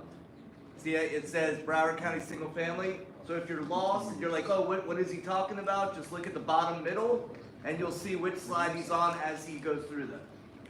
Now, what you're gonna find in your office intranets, these are loaded both as PowerPoint presentations and as PDF. I strongly recommend download the PowerPoint because you can pull out individual slides, and these are the slides you should be sharing with your clients. You keep them on your phone, so when you're out at a thank you. When you're out at a party or a social event, yeah, everybody's going, what's going on in real estate? You guys must be so busy. How's the market? What's going on? Let me show you what the reality is. Okay? So That's Richard at a party. That's not Scott at a party. Just saying. It's like the only thing that we talk about anymore is what's going on in real estate. So your top slide is showing you that Broward County single-family home sales are down 15.8% this time last year. The top right side, median sales prices are up. Your list to sell ratio is way up. Your days on market is way down.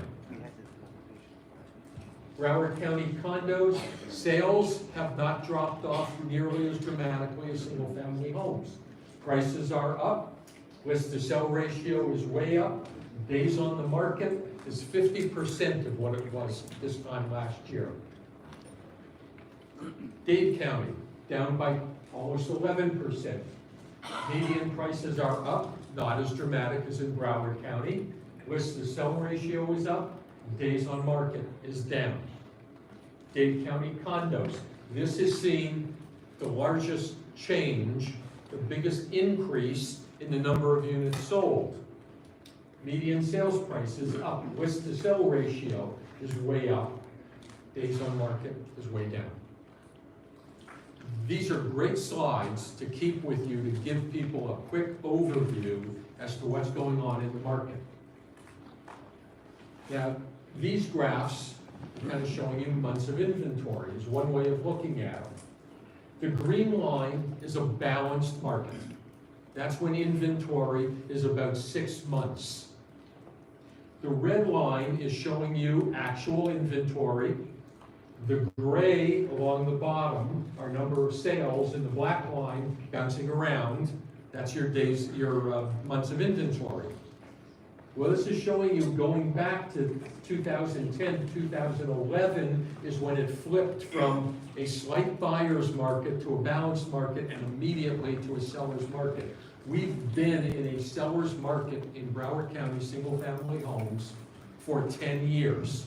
And remember, interest rates were at the 3% range starting into 2011, into 2012. So that's one of the big reasons why we saw that shift happen. Broward County condos. So the condo market. One other thing I want to add to that, that was also during the time when there was a housing, it was kind of like a stimulus that they give you if you ended up buying a house at that point in time. They would give you an $8,000 tax credit. They did that to increase the housing. Which in 11, 12, with the number of foreclosures out there, those were incentives to get people back into the housing market. Which is a great point again, because it goes back to some of what we were talking about in the national statistics, how the government can create or take away markets. And they're never right, and they're never really wrong, because eventually everything averages out over time. You say it long enough, you will be right eventually. Yep. So Broward County condos, we ran a balanced market for a long time. First quarter of last year is when that flipped totally into a seller's market. One of the reasons is because all of the condos that have been under construction for a long time were now done, and there's no new construction going on to speak of. So the existing market had to sell, reducing the inventory. There's also no single-family housing available, so detached. So people are now going into condos. Right. Dade County, single-family homes. Very similar to Broward in that we've been running a seller's market for the past 10 years. It's become much more dramatic in the last year and a half. And this is the biggest switch there is. This is the Dade County condo market, which was a really strong buyer's market for a long time because of all of the inventory that came online after the bust. These are all the developers that still had cranes in the air. They had to finish the products. By the time they came online, there was now a lot of housing. Buyers were in control. Well, all that's been done, it's all gone away. And what's happened, if you look in the last year, 2021, the biggest increase in buyers have all been from out of the area for most part. In Dade County, you guys have seen a huge influx of people from California, from Silicon Valley, from Texas, in addition to all the people that normally move down here from up north. Brickell and South Beach is becoming a center for high tech. Part of it, Silicon Beach, that's a great name for it. Well, one of the major reasons for that is where they're coming from are high tax states. They're coming from California, the highest tax city in California is San Francisco, only second to New York. So they're coming from New York, and be clear why this is happening. They're coming from New York and from California, the two highest state tax states in the United States of America, to a state where there's no tax. It's a massive benefit. Massive benefit. The reason I'm sharing this with you is, again, the question is, do you think that's going to stop?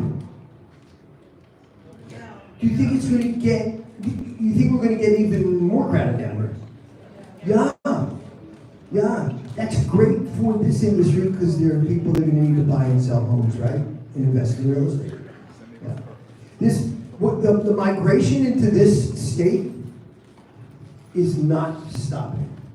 And 2 years ago, or a year and a half ago, a lot of people came because of COVID. And there was a different lifestyle down here. They were allowed to live a little bit freer for a longer period of time. So they started moving here. People in my community, I live in a not deemed 55 or older, but I'm 68, my wife and I and we live in a townhome community, and everybody's like kind of 10 years younger than me to 10 years older than me. So you realize 70%, let me just finish it. 70% of the people who live in my community, and there are only 76 townhomes, that's their second home. That's their second home. Michigan, Connecticut, New York, New Hampshire, Maine, all the colder states that had different kinds of restrictions. And now that's easing up now, right? Because now you're allowed to go into places without masks and everything, all over the world, all over the country. But the taxes is not going to change. This state is ripe for the picking. Get excited. The highest growth are in the Sun Belt states. And as Alan said, that's not going to change. Now, I also want you to keep in mind, make sure you keep Alan on your mailing lists. Because at 68, he's going to have to sell his townhouse in a couple of years because he's getting too old to walk up and down the stairs. I have 3 stories, so I'm not going to walk up to the 3rd floor. My wife says she's going to get me one of those escalators that help to get on the steps. A chairlift. Did you see me on that? With my cane whacking it. Right. So this is another way of looking at inventory by individual price points. So Broward County, single-family homes, 4 million plus is the only price point that is still in a buyer's market. As Alan and I were talking about it earlier. For those of you that have been coming to this for a while, the bottom 2 price points on this didn't exist a year ago in these charts. it was $1 million plus. He's now had to break it out because of the number of sales in the higher price points in the market. Broward County condos. Look at this one. A year ago, 4 million plus condos. We're now down to 3.4 months of inventory. Will somebody tell me, where is there a $4 million condo? What market am I missing that there are? But there are, you'll see the number of sales in that price range. Dade County, again, single-family homes over 4 million is the only thing that is still tracking as a buyer's market. And Dade County condos, same thing, 4 million and up is still somewhat of a buyer's market. Now, Nadine, you made a comment that I wanted to address it because it's a really interesting kind of phenomena that we're seeing now. All of the people that are moving here from elsewhere, they're coming to Florida because they want the weather and they want the water, either ocean or intercoastal. And they want to get away from the taxes. Now, there's not a whole lot of single-family homes available at reasonable price points on the water. These people have made a decision, they're going to accept vertical living. One of the biggest changes that we're seeing in condo new construction is the building of 3 and 4 bedroom units, because they want their family to live there. And if they can't have a house, they're gonna have the next best thing in the condo market. And in Aventura in particular, you've got some of the complexes, Aqualina being one of them, the Bentley, these high-end complexes being built. The developers have actually pulled a number of units off the market, and they're realigning the floor plans, turning them from 2-bedroom, 2-bath into 4 and 5 bedroom condos, and they're selling almost immediately. You're talking $25 million condos for vertical living because it is in such demand. This has happened in many, many major metropolitan areas throughout the country before. This is not unique to South Florida. It's happened all over the place. You know, we were talking about it before. Is this the future of living in South Florida? As land has tightened up, there's no place to build single-family homes. Are we going to start seeing more and more high-rise development in our Tri-County area? Well, the interesting part of that question is, think of Champlain Towers. 40-year certifications coming up, and all of the older clientele that own in these buildings when they have their 40-year certifications coming around, and they're, hey, I'm not gonna pay that anymore. And then a developer comes in and now builds up, and they build mansions in the sky. Vertical living, 4 or 5 bedrooms. And that's the future, because we can't go east and we can't go west in our building. So we gotta go up. And I believe you're gonna see more and more of that everywhere. In Broward County, I mean, look at what they're building with, what's it called, Metropia, out by the Sawgrass. And I believe you're gonna see more of that elsewhere. You know, No, Lee covered it, thank you. A colleague invited me to the Area Reserve building at South Tower and North Tower. 62 floors, South Tower is already sold out. 30 Area Reserve. Aria Reserve is referring to. Edgewater. 62 floors, South building already sold out. North building 30% reserved, and it hasn't even gone up as yet. It's what I was commenting before, of all of the condo units being built in the Tri-County area, I said there are only 7 of them that are actually in the dirt being built right now, and of those 7, there are only 200 units that have not been sold. Everything else is selling out with pre-sales before it ever, it's absolutely crazy. And Richard, don't forget the price range though. None of those condos are gonna be under 600,000. Correct. There were 2 records broken in Dade County. Lee, if you remember this number as well, one of the buildings, just over $5,000 per square foot for these high-end condos. It's the first time that the higher square footage is outselling or price per square foot than the. New construction.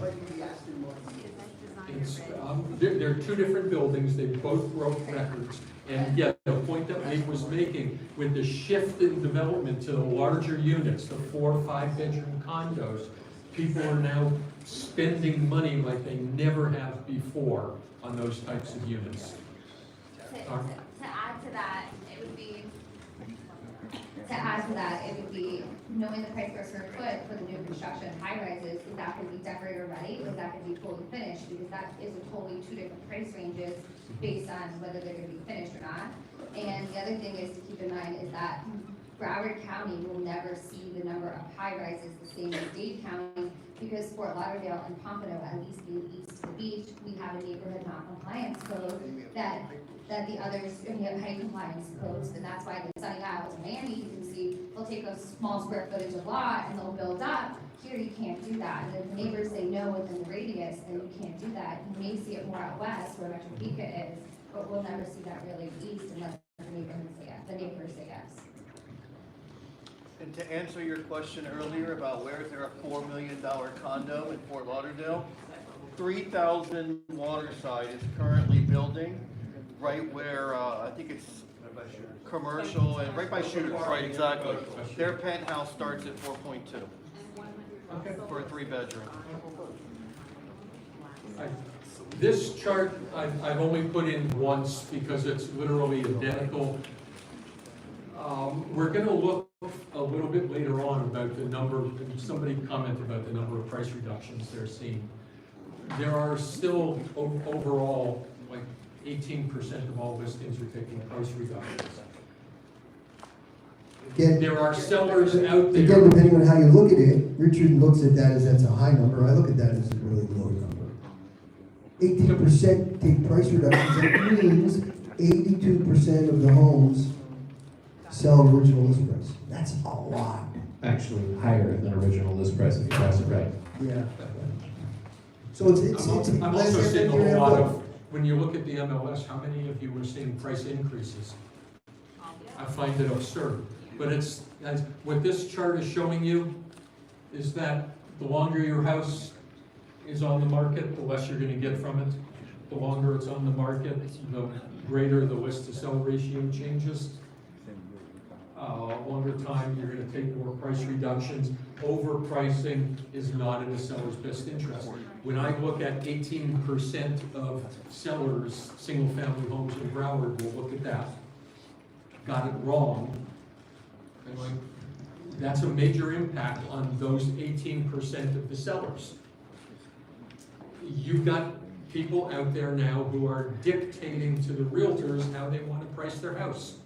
And if you're not educated enough, if you don't have this information to have proper conversations with them, you're going to let them drive the bus. And at the end of the day, you're letting them hurt themselves financially.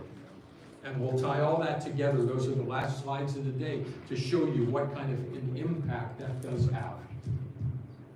Now, this breaks down number of sold by price point. Broward County single-family homes. There were approximately 800 homes less sold in the first quarter than there was last year. This is what the media reports, was that sales were down 15.8%. But if you look at it, under 500,000, that was down, I have the exact numbers written,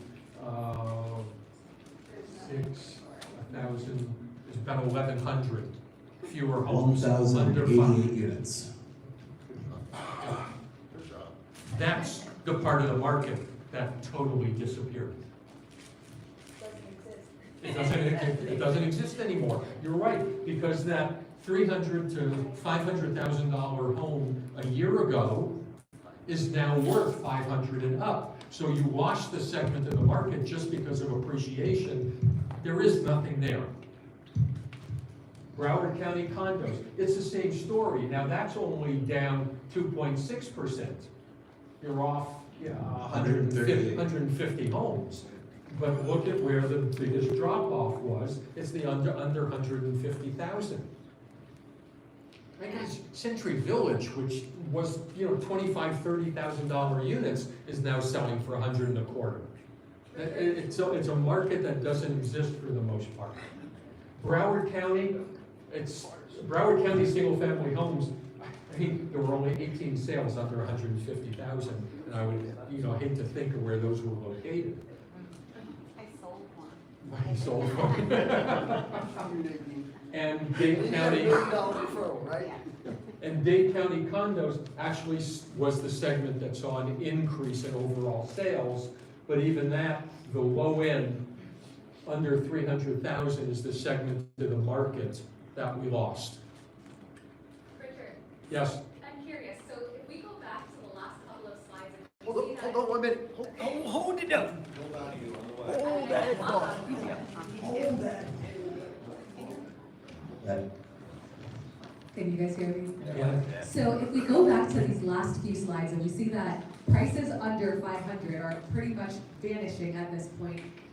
From a real estate perspective, that's amazing for the industry. But if we're looking at from the lower income sort of communities, the people who work at Publix, the people who are the gas station tenders, all that kind of stuff, how do you predict that's going to affect things like pricing and our day-to-day living over the next couple of years? You're at the end of the presentation today. You're going to have 5 or 6 of your leadership coming up talking about what they were discussing at leadership masterminds a week ago. And this was one of the comments that Gary Keller had made. Inflation doesn't affect everybody equally. He actually said inflation is the greatest risk to democracy because it does not impact everyone in the same way. The people that are hurt most by this are the people that deserve it the least. And if you go and look at that, Alexa, to your point, the market area for new home owners, that 0 to 500,000 is really that target place for first-time homeowners. It's decreasing, which is causing growth in a lot of other places in Florida because they have things in that area. Especially if you go and look at some of the population growth in the Orlando and Central Florida area. There's a lot of growth happening there because of the ability to purchase homes under $500,000. Yet here in South Florida, there is it's a very challenging market, as some of you are experiencing, who are working with first-time home buyers, especially if they don't have a budget of up to $750,000 to $800,000. Yeah.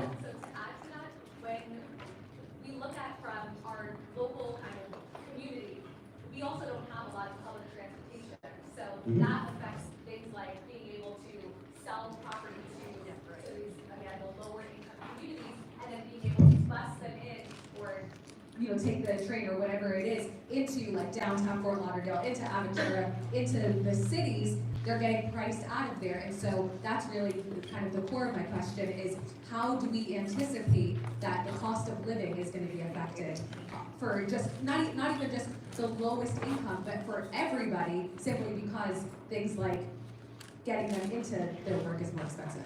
Yeah. Let me take this a second. I heard last night that if inflation stays the way it is, just the way it is, and as Gary said, inflation's not fair. It's the greatest challenge to our democracy. Is that what he said, Scott? It's the greatest risk to our Risk to our democracy for lower income to middle income.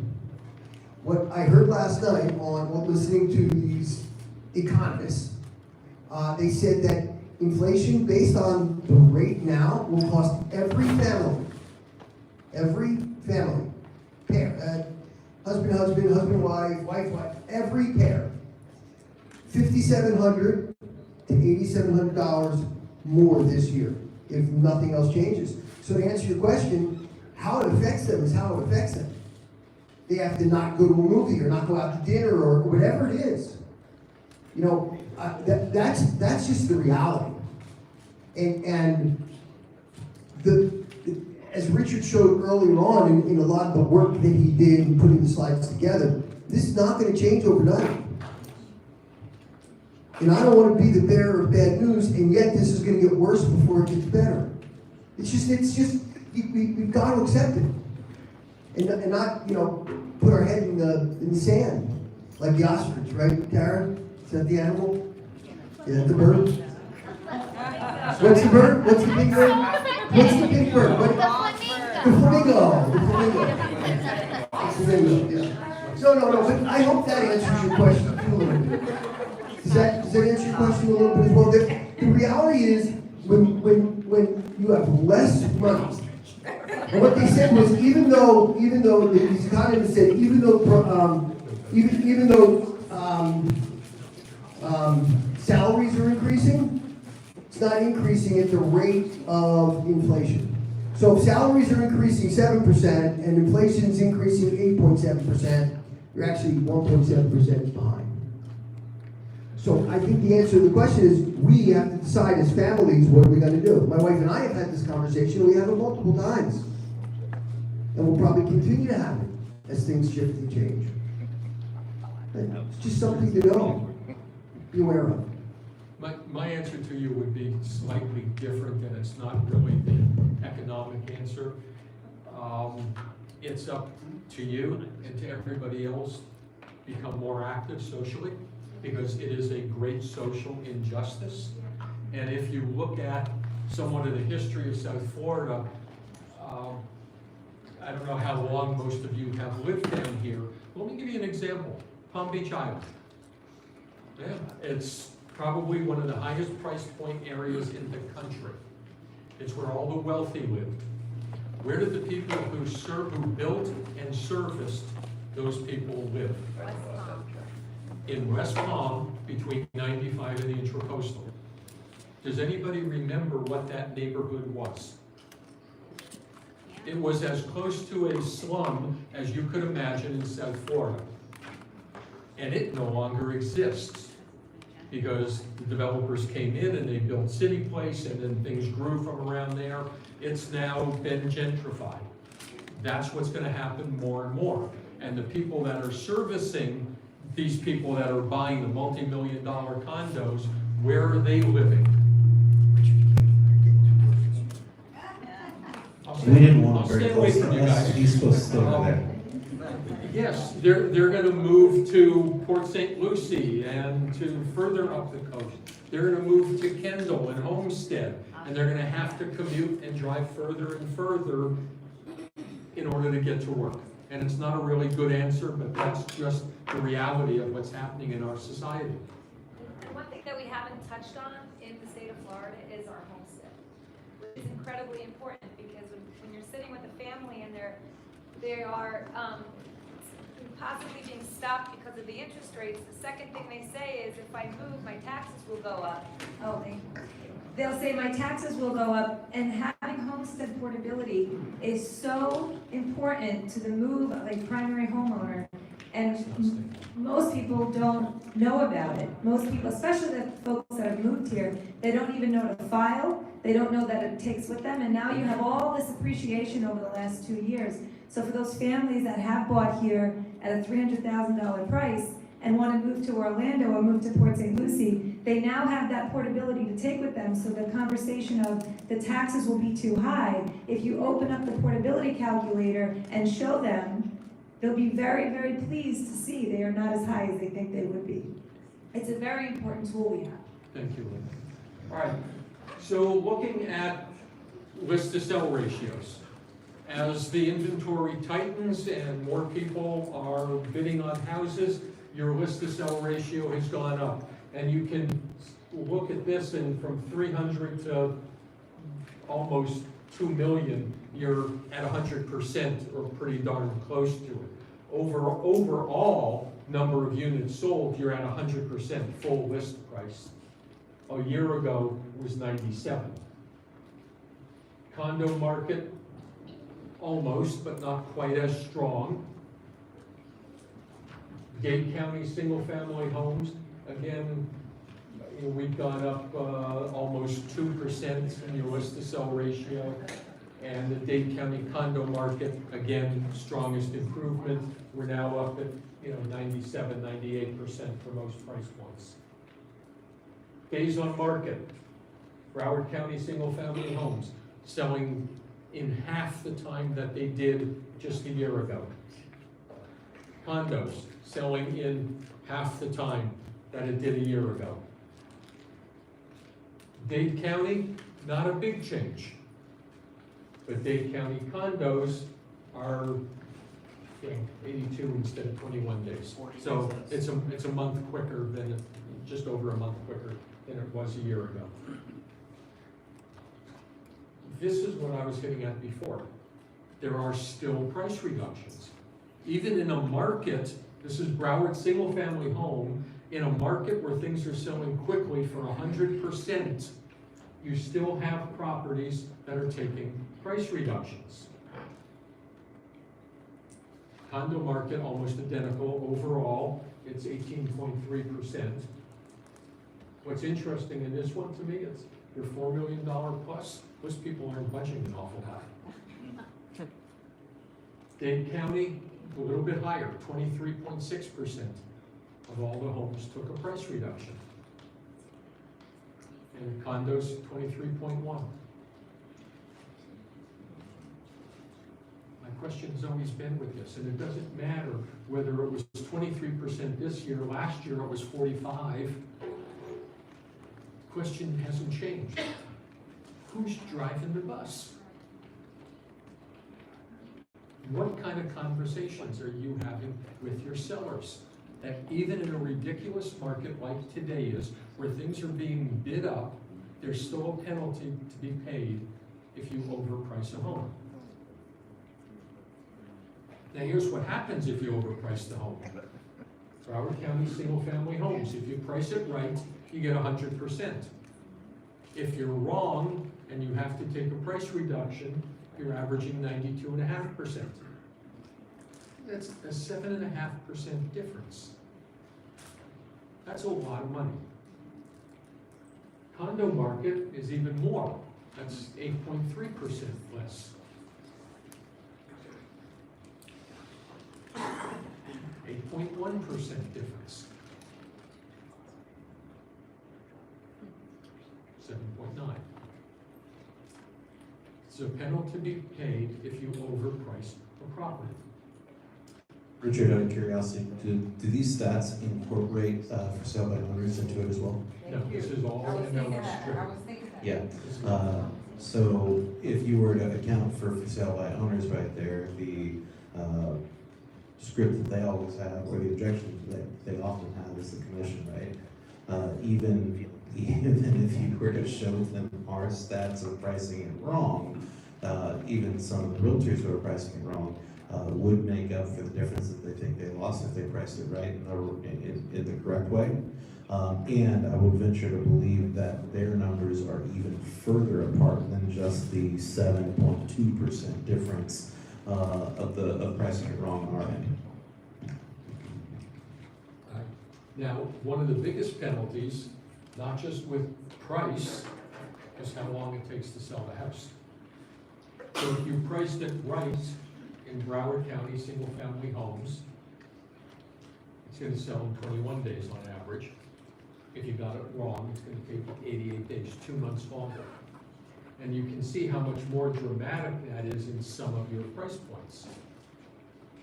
In the condo market, you got it right, it's in 28 days. You got it wrong, it's 114.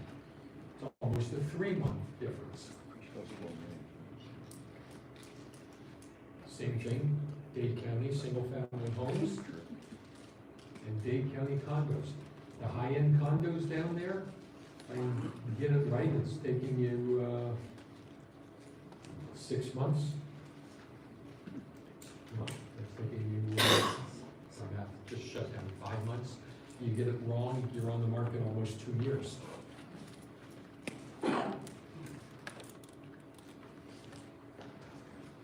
This isn't the greatest for you guys. Broward County single-family homes, just over 29% of all purchases were cash. Here's your breakdown by price point. So your low price point are being bought by investors for cash, and your higher price points, 2/3 of all sales are cash. Now, whether it's actually cash or people are borrowing against their margin accounts, the contracts are being written and closed out as cash contracts. In the condo market, it's even stronger. Almost 60% of all condo sales are cash sales. And your real high-end condos are almost 100% cash sales. That doesn't take into account cash contracts that really are getting a mortgage. Correct. Because there's a lot. This is how it would be closed out in the MLS as to what financing they're doing. Dade County, 27% of all single-family home sales are cash. He did this graph a little bit different. This is single-family homes in Dade. Your low-end cash, your high-end cash, everything in between is still predominantly mortgaged. And Dade County condos, almost 52% of all sales are cash. And again, you can see here, same thing. The low end and the high end are predominantly cash. Everything in the middle is still being financed. So one thing that I would add to this is, if you pay attention, if you go back a couple of slides to single-family residences, FHA loans are way down compared to where they normally are.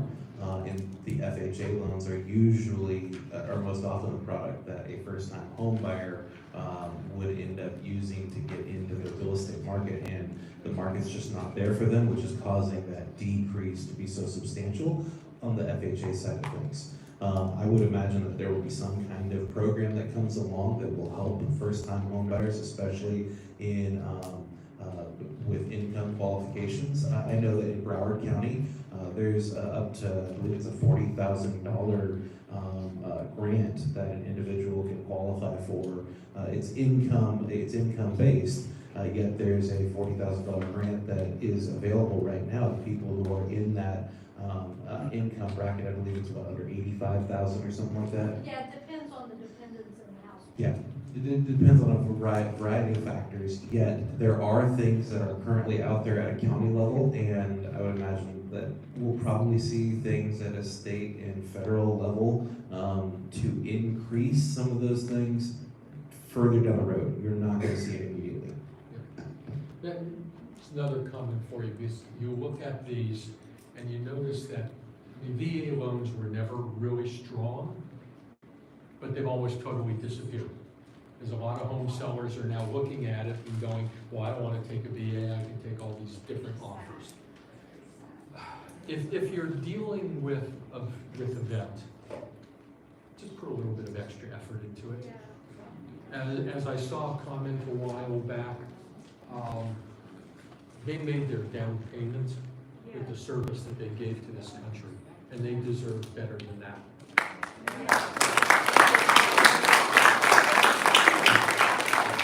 Now, I'll also share with you something that I'm on a whole lot of different sites reading different articles, and this agent was sharing the story that their buyer, who was a vet, actually won the contract because the seller was also a vet and wanted to know that he deserved the house. So, it's an interesting conversation that you should have that conversation with people. If you're getting an offer that is from a vet, don't dismiss it out of hand because of what the penalty for the seller might be. Have the conversation with them. Richard, may I just also say, if you do have a veteran and you can't service them, I'm totally willing, I'm MRP certified, I would have the honor of doing that. That's Shirley Robb. Just a quick show of hands. Anybody in this audience who is a vet, just raise your hand. Thank you for that.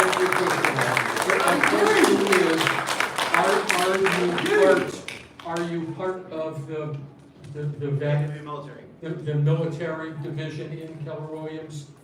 If not, take that action, become part of that group. It can only help, please.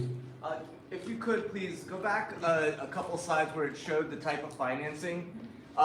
You went through this, any of them, this one works, and what I wanted to point out here is when you go back and you have access to all of the slides, and you see here FHA. 4 out of every 100 homes, or 2 out of every 100 homes are sold FHA. When we have an influx of leads, and Josh, you and I had this conversation, buyers have to be ready, willing, and able. A buyer that's qualified FHA is ready and willing. Based on the statistics, they're not able. It's a lottery ticket. And that doesn't mean you don't work with them. It doesn't mean you don't follow up with them. It doesn't mean that you don't do a consultation with them. But what it means is that you help them understand that 2 out of every 100 homes are sold FHA, and it's cash over appraisal. And this market, the temperature right now, statistically, not my opinion, statistically, it's this ready, willing, and able. And that's what the statistic here does the heavy lifting for you instead of you being the bad guy. So when you get the statistics, leverage them. Leverage them so that you're not the bad guy. The statistics show that 2 out of every 100 homes in Miami-Dade sell FHA. I switched the slide on you, Lee, because a little bit more accurate. This is Dade single-family homes, and you've got 10% are FHA. With the condo market, it's the 2.8% because so many condos are not FHA approved. And Lee, So what you're saying doesn't change. Focus on finding the able right Correct. now. Just Right. because they're not able to right this moment doesn't mean they won't be able to. Correct. Sometimes we just need to put them in a little bit longer nurture. We help that person over time, and we look for opportunities as the market transitions. To find that. Yeah, Sarah. Let me add a ray of hope to that. So there are renovation loans. FHA buyers qualify for 203K loans. 203K, correct. And the VA buyers also qualify for them, and buyers qualify for family home style loans. FHA loans and VA loans. So instead of trying to push them into where they're only 2%, two out of 100 get it, how about we go for a 3-bedroom, 1-bath that you can get in at a reasonable price, and add to it the second bedroom, the second bath, where everybody else is not competing for that ugly house. And this is what those loans are created for, so that we can actually help the veterans, the first-time home buyers, particularly the veterans, get the homes that they deserve and make it the way that they want to. Because they served us in a way that we needed to be served. And it's up to us to educate ourselves on those different loan products. And we have amazing lender partners that make those available. So rather than being stuck with what we see in the statistic, what we can do is all of those homes that are ugly, that fix and flippers are buying or investors are buying, let's help the families get into them by combining their current FHA or VA loan with a construction loan. Those loans need a little extra TLC. If I may, also with the FHA buyer, typically a buyer is an FHA loan because of their credit. Because FHA allows for lower credit scores than a conventional 3% down. So at Supreme, we have a credit expert on staff. Sometimes 1-2 little things on their credit dials it up, puts their credit score in a perspective where they fit in a conventional loan. So let's talk about that buyer. Or 6 months from now, if they did some really good work on their credit, we pulled them out of FHA and into a conventional loan. So there's other ways to look at this if you have an FHA buyer. Don't just take it and think that FHA is the only way. Sometimes that credit could take a year and a half. So we're thinking outside the box right now.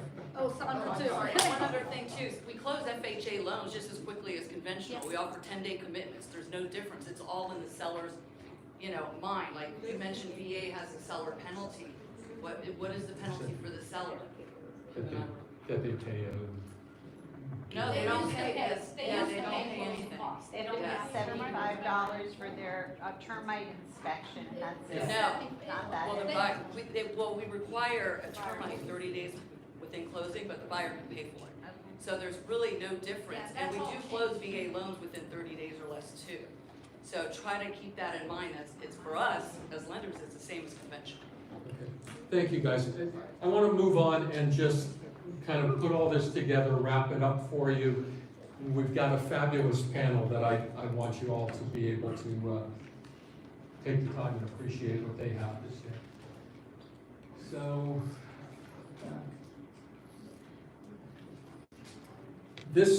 two different formats for these slides. This kind of puts everything together. And these slides, I'm only using Broward County single-family homes, but they exist in all 4 of the different segments.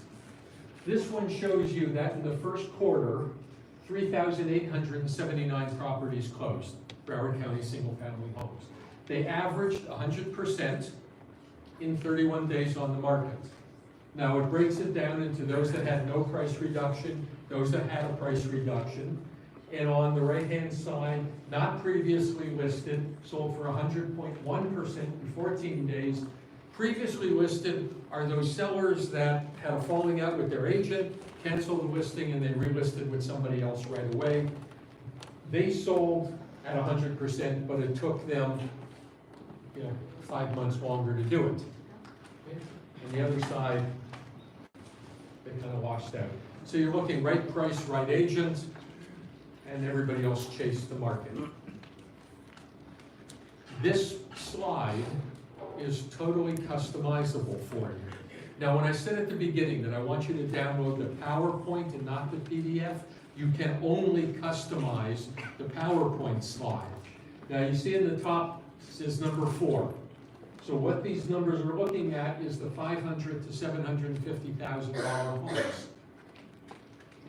If you want to look at the $1 million to $2 million, just go in, double click on that box, put in number 6, and these numbers will automatically change, pulled from all the statistics that I've shown you.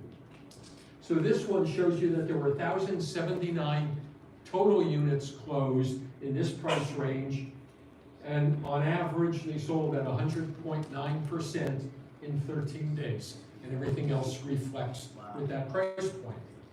Second way of looking at this is it's going for every 100 sales. So it's looking at it as a percentage rather than the exact numbers, and the same thing. Out of 100 sales, 79 of them sold, 21% expired. The ones with no price reduction sold for the 100%, 21 days, and if you got it wrong, you can see how that reflects down. And again, you can customize this slide. So it's looking at the same information 2 different ways. Pick whichever one you feel more comfortable with being able to explain it to your clients. And the last slide, this is my favorite for you. This is the mic drop slide, okay? This is the slide to get people to understand what happens when you don't price it correctly. Even in the market where things have multiple offers that are being bid up, there is a point that it's overpriced. Now, your yellow boxes are customizable. Same thing in PowerPoint, double click on it, and you can put in the difference. So this one I used the suggested price of $750, and the seller just wants to say, well, let's try it at $800 and see what happens. Well, if you're correct, it's going to sell at 100.6% in 15 days, and it'll show you what the likely sales price is. If they're wrong, it's going to sell, this is not your guess, this is pulling numbers directly from the MLS statistics. It will sell at 92.5%, so they're going to net 740 in 146 days. What does that mean? Well, you priced it 50,000 less, but you're netting them 14.5 more in 4.5 months less time. That 4.5 months has a cost to it, and I think I'm being ridiculously conservative with these numbers. But if the utilities is costing them $500 a month, Insurance, taxes, and maintenance, I put down 2,000. The taxes is probably 2,000. Same thing with insurance. Their mortgage, what other upkeep they have, it's costing them $21,917 to carry that house for the additional 4.4 months. They lost $36,417 by not pricing it correctly to start with. Mr. and Mrs. Summer, where do you think we should price your house? Remember, now it's not on feelings, it's on data. This is the data from the MLS. Yes, ma'am. For the mathematically challenged of us, this is definitely why you want to pre-qualify all your listing appointments and ask that question, what they think their house should sell for, what they want to sell their house at, and what number won't they go below. If you need to have an idea, and then you can do this ahead of time and just plug in the carrying costs when you're in front of them and work out their net in front of them. And I preach this all the time. There's a reason why KW has a pre-listing lead sheet. If you're not using this before you go on appointments, use it. Because I'm so passionate about it, I'll include that in the email that we send to you guys today as well. You're gonna get a lot of stuff today. But that pre-listing lead sheet, I used it every single time I went on a listing appointment because it gave me more detailed information before I even got there, and it set me up for the objections that I could potentially hear based upon the answers that they gave to the questions that I was asking on that sheet. So, final question for me. Did you guys get something useful from today? Yes. Can you use what you learned today? Absolutely. Will you use what you learned today? That makes my day. Thank you. Now I'd like to invite John DiMartino, Michael Trelongo, and Lee to come on up. And while they're coming up, I've got a couple of announcements that I want to make sure you know about. On May 12th is Red Day. And there's going to be information that you can access on kwwaxman.com/redday about the red days that each of our offices is doing. I know in Fort Lauderdale, I'm excited to participate with our Red Day. We're going to be doing a Habitat for Humanity build. So if you're interested in joining us for that, you'll be able to sign up. We're in Coral Springs. They're doing an amazing event. What is the organization you guys are partnered with? SOS Children's Villages.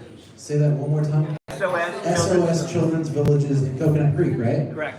It's a community of homes that you guys are going to be working on in Coconut Creek in Aventura. What are we doing down in Aventura? We're doing Feeding South Florida. There are 2 shifts, one 8:30 to 11:30, and one at 1 to 4. And we are going to be sorting food for Feeding South Florida. Awesome.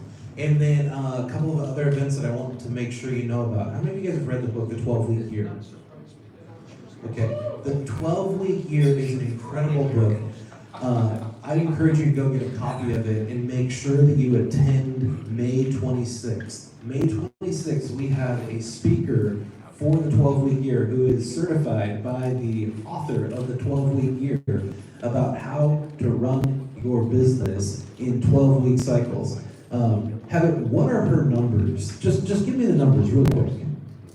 Hold on one second. Not her phone number, but her team's number, who runs a 12-week year consistently. They've increased their business a crazy amount. I'll tell you, hold on one second.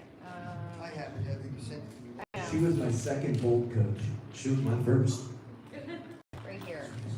Okay, so in 2021, they closed 16 million in 33 units.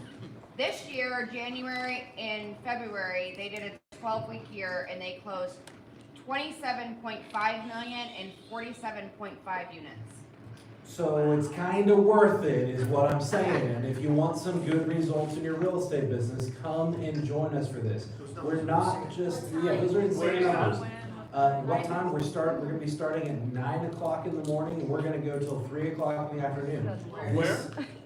Hang on. I haven't chosen the location yet because I want to see how many people were interested in attending. I believe that the this is something everyone in this room should attend, because it's gonna be a workshop, and then Shannon is going to help myself, she's gonna help Lee, and she's gonna help John Dietz, and she's gonna help each of our productivity coaches and train us on the accountability that we need to have in our market centers to then go and run the 12-week year over the next 12 weeks from that in the office to help you accomplish some of the same results that Shannon and her team have received.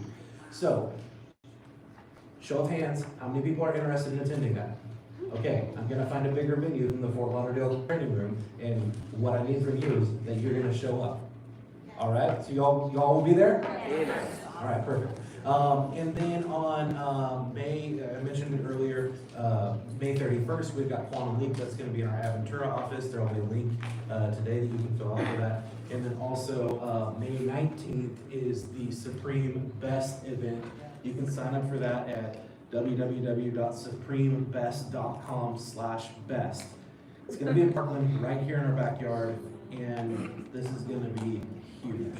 Please make sure you attend that. John, are you going to come and join us? Sure. Here comes your what? He's a little nasally? He's a little nasally today. Okay. All right, so we had an opportunity, there were 5 of us. John is at home with Monica, who has COVID, so we asked John to stay home.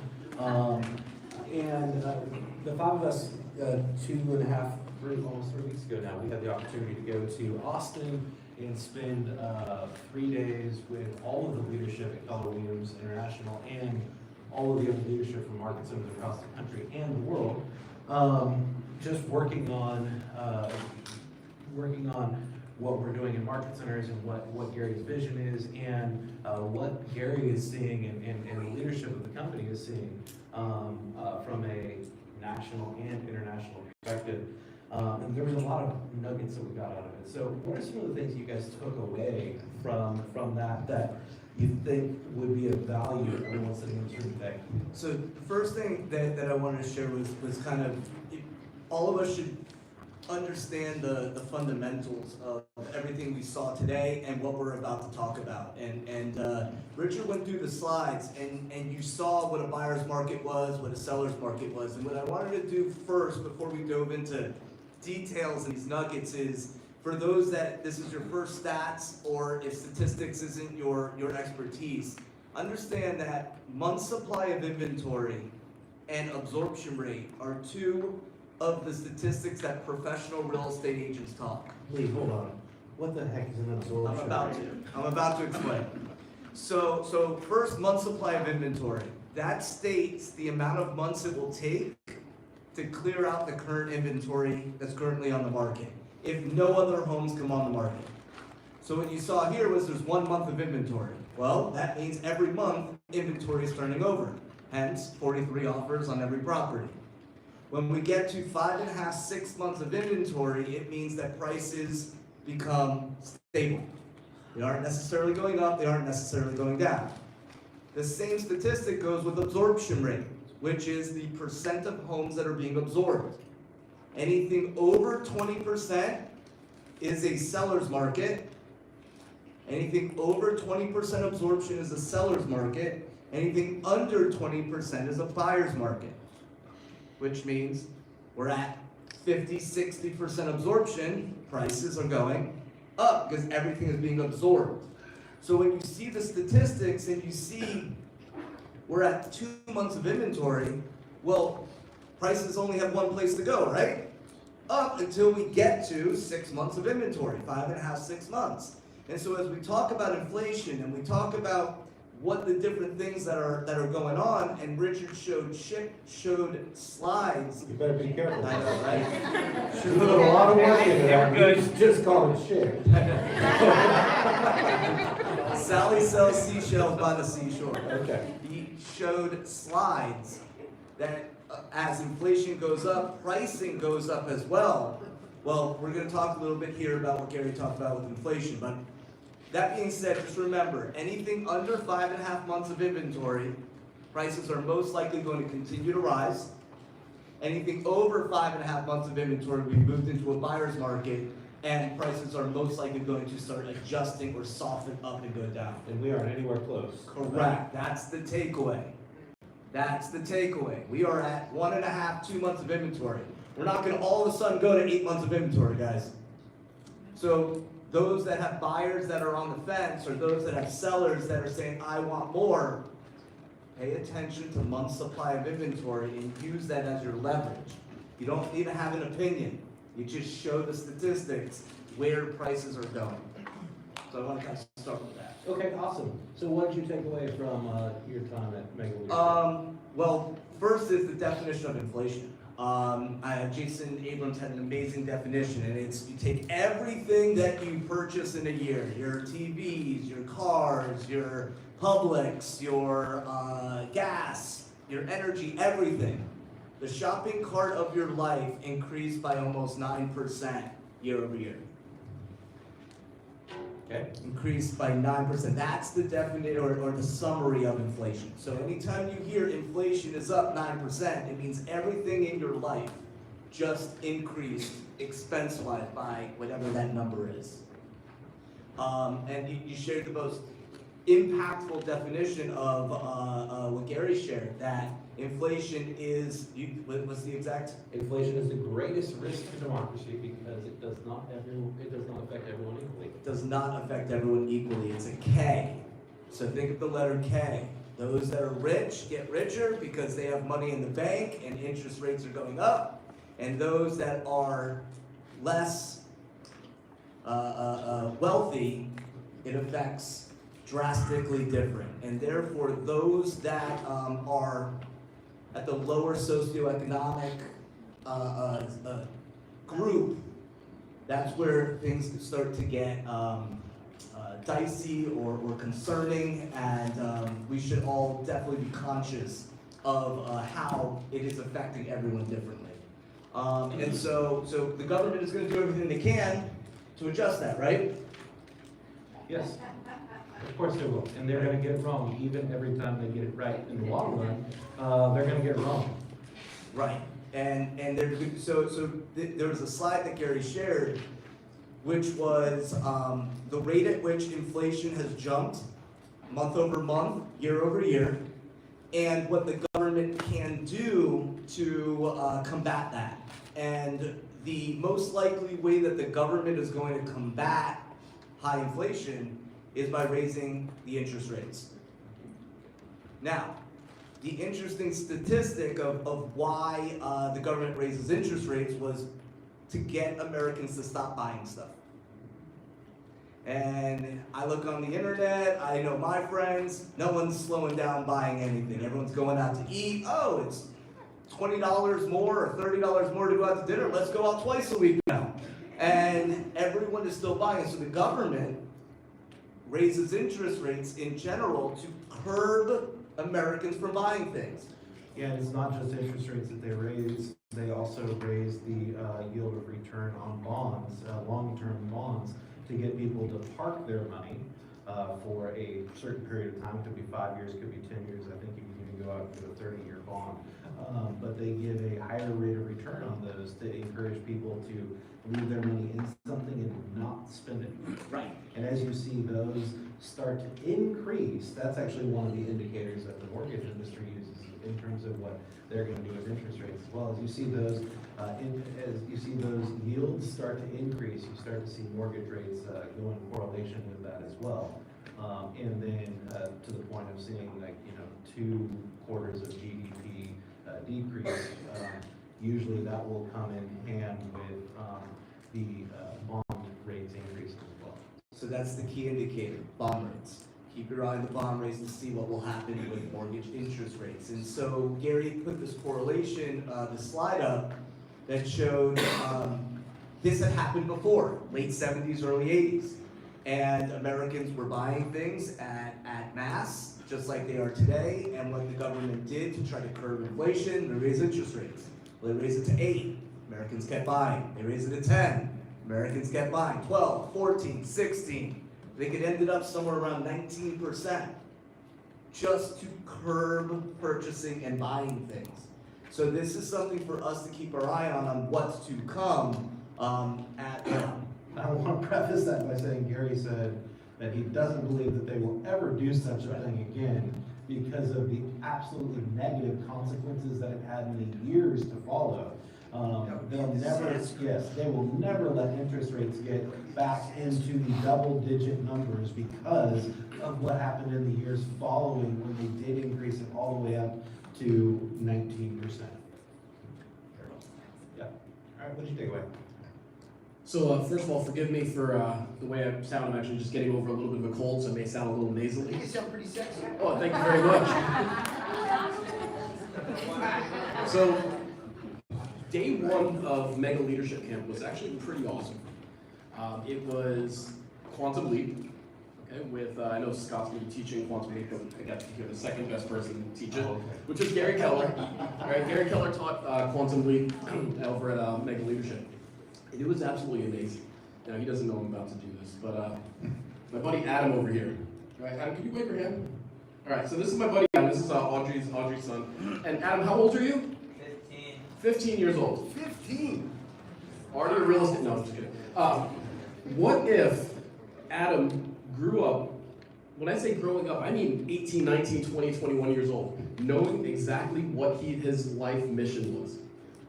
What if Adam went into his 18th birthday saying, oh yeah, I already have a plan. Not only do I know what I want to do in my life, what my mission is, but I have a plan, I have assistance, I have help, I have resources, I have coaches to help me get there. Right? How would Adam's life and the people in Adam's life, how would their lives change if he had that clarity? And that's what Quantum Leap was, yes, absolutely. And that's what Quantum Leap was about, was actually figuring out and determining what that actually looks like, what your life mission is.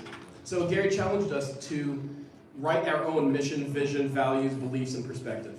And he gave us maybe about 15 minutes just to jot it down. And on the plane ride home and in the days preceding, I really went in and started doing a deeper dive into my own value proposition, my own MVVBP. And it was actually a great experience because it ended up actually looking into myself, into my soul, figuring out what it is that's important to me, what the things are that I value.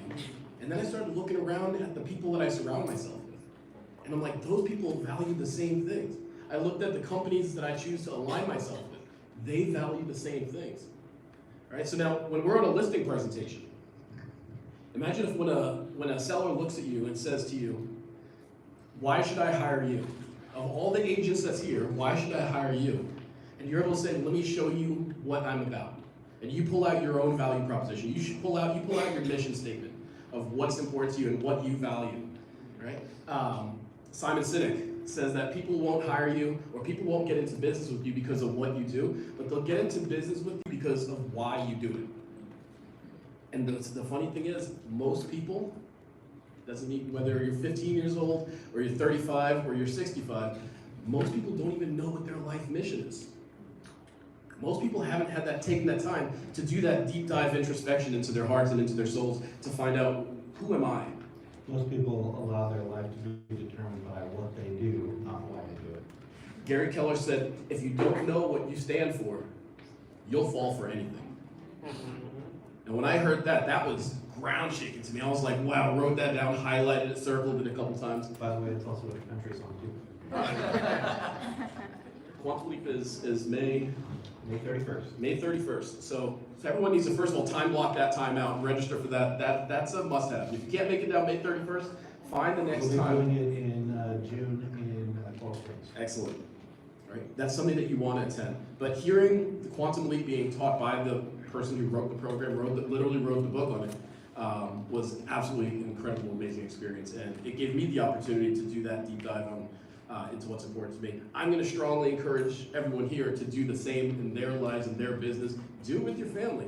Find out what's important to you. Find out what your mission is. Because if everyone was to do this, okay, if a fraction of the people were to do this, all right, think about how amazing this world will actually be. Think about the life that people like Adam and the people around Adam, how their lives would be if they have clarity on what their mission statement is and what their vision is and where they're going to go for the rest of their life.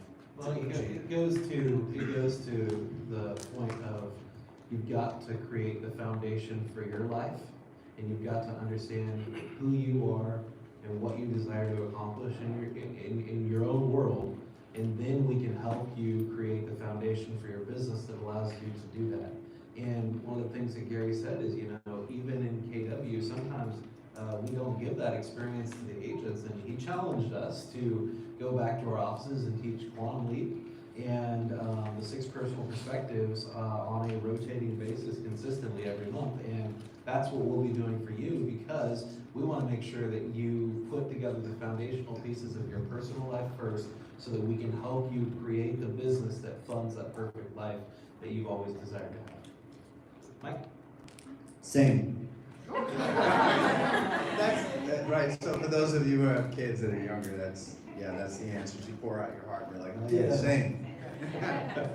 So, just to wrap up what we heard a minute, you know, throughout this entire thing, and I think it was Nadine who said, oh yeah, it was just 4 people showed up at a listing, 4 offers, I should say, and notice the shift, right? I'm gonna tell you that everything you just watched is being provided to your clients via national news, and they don't know what to make of it. And that may be why there's 4 offers. People just got smacked in the mouth, and they're stunned. Does that mean the market's gonna change for us here in South Florida? No, you guys are lucky. We are really fortunate to live in the state that we live in. And the great news is a bunch of realtors also got smacked in the mouth. And they're all sitting there stunned, going, I don't know what to do. You guys are here, and you know exactly what to do. This is not the time to pump the brakes. This is time for pedal to the metal, activation, get moving. Take this, what you just heard, and bring it out to the masses and speak to them as a professional, as an advisor, as we just got the new name, consultant. Okay? This is the time to take market share that you will never get back. This is the time, because John says it all the time. He says, you know what? There's a whole lot of people skinny dipping, and when the tide goes out, we're going to be able to see who they are. So there's a lot of pretenders in this market, as far as agents right now, right? They're all going to get caught with their pants down when people start asking the tough questions and they're not able to answer it. They can't service the clientele that's out there. And you guys are some of the most educated realtors that I've seen, because we all deal with them, right? I mean, we've all spoken to agents. They don't know which way is up and how to get out of the situation that they're in. And you guys have been empowered by this incredible presentation that takes a lot of time and effort to bring to you. I mean, I'm in every stats class. I'm involved in every Keeping Current Matters. I went into the office for 3.5 years every day to receive the knowledge that I now get to have the opportunity to bring to some of my coaching clients. That being said, and to my real estate clients, right? So that being said, the mission, vision, value piece that John was just talking about, we actually shared it with our coaching class, and I've actually given it to some of my growth clients that coach with me as well, cappers and more. And this is one of the most difficult things that I've given to somebody to try and answer these questions. I gave it to them last week and said, bring it to me this week. And they said I couldn't finish it. Couldn't finish it. I never really sat and thought that hard on what these things mean to me, what it is in my life, and I'm glad you didn't bring it back. Because I wanted to see what would happen, and as John said, he had to go back and kind of revise it. And mine's surprisingly long. I need to go back and kind of pare it down. Yeah, I gotta pare it down, because that's the elevator speech for my life. Right? What do? Everybody has a different answer. If I'm not trying to improve my answer, and it doesn't change as I change in the industry, as I change as a person, as my kids are going off to college, it's gotta change. So this is something you're gonna go back to and check on. Being there and hearing Gary Keller basically tell you his life was just I mean, it's beyond words to understand. The main thing that I took away from this, had the honor of being there, and thank you. The main thing that I was taking away from it is, here's a guy who can do anything that he wants in the world. He's got more money than anybody you know. And he cares so much about all of us. He's constantly on a never-ending just journey to improve our lives as realtors. To make this company something that, you're already proud of it, but to make something that lasts when other things won't. And you all know the companies. They aren't going to be here. He's putting a lot of time and effort into it. You're putting time and effort into this. I'm overwhelmed by that. The guy can do anything, and he does this for us. Amen. But I want to connect a dot here. Mike and John just talked about mission, vision, and values. And we started today's meeting. I start every meeting in Aventura with Keller Williams' mission, our vision, our values, our belief and perspective. And the reason isn't to just do it. It's for one person to go, I'm gonna look for the value proposition inside of Keller Williams to connect with teamwork, together everyone achieves more, or what can I do to create a win-win today? And so I ask as a request, you heard the passion from them. When you see us, each team meeting, sharing the mission, our vision, our values, and belief and perspective, connect it on how you can input it in your business, in your home life, in your career, and just please don't look at it as, oh, here we go again. Look at it as how can it impact you this week into your business and how you can grow your business through those that have come before you and whose shoulders we all stand on. All right, so I want to wrap the whole day up by saying this. Thank you, guys. And wherever you are, there you are, is something that my wife tells me, has mentioned many times. And she especially says it to our kids when they're in a bad mood or something like that. And I want you to remember the market of the moment, the most important place is right here. It's what you believe about the market and what you see in the market. Doesn't matter what all of these things are doing, if your outcome is positive, or your desire is a positive outcome, you're going to look for the opportunities that you desire to have the results that you want to have and need to have the life you've always wanted to live. So when you think about all of the things that we talked about today, I would say that we're in for a really, really amazing future here in the South Florida real estate market because things are going to continue to increase. People are still looking to the whole state of Florida as a place to move to because of opportunities that it is presenting to them. Look for those opportunities that you find and that you can grasp in the market that we're currently in to take you where you've always wanted to be.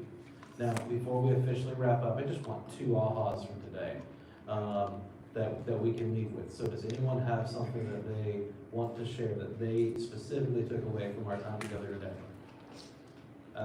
Yeah, Heather. Just on what you're saying right now is you can either have doom or gloom in regards to what you just said, or we can all just go make some money. Damn right. Let's go make some money together. Mm-hmm. Shannon Steer's going to help us with that on May 26th. Make sure you're there. Yes. I took away to nurture the able. Nurture the people who are unable so that they can be able. And I took away what Sarah spoke about when it came to the 203K and the home style loan she spoke about and how to help the veterans. Yeah, there's a gentleman out there who built his entire business off of taking those people who are unable to helping them to become able. His name is Dave Ramsey, and he's one of the #1 provider of leads actually into the real estate industry through his ELP program. And his whole premise is taking those people who have gone through financial difficulties in their life and getting them to the place where they can now buy a home and have that investment start building wealth for them. So yes, anybody who you come in contact with that may not be ready right now doesn't mean they're not going to be ready ever. Put them on a long-term nurture program, connect them with resources like what Supreme has in their credit repair group of people who will coach them on that, and create that long-term relationship with them that will help them get where they always want to be. Because there's three things that people always have to have. You probably learned this back in high school in psychology, and if you went to college, you learned in psychology there. The three foundational pieces that everyone needs to have are food, shelter, and security. Just so happens that you serve one of those things that everyone needs to have. I appreciate y'all being here today. Have an amazing day, and you'll get all the resources today.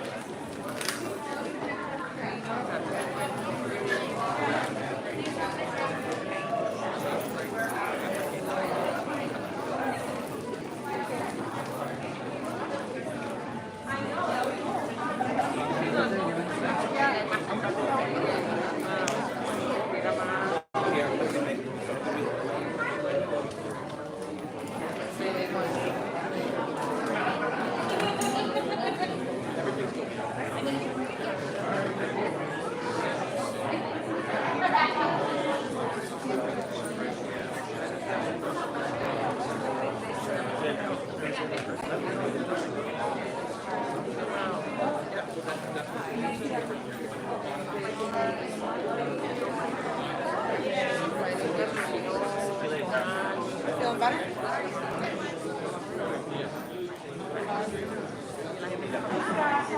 Good, how are you? Yeah. Have a great weekend.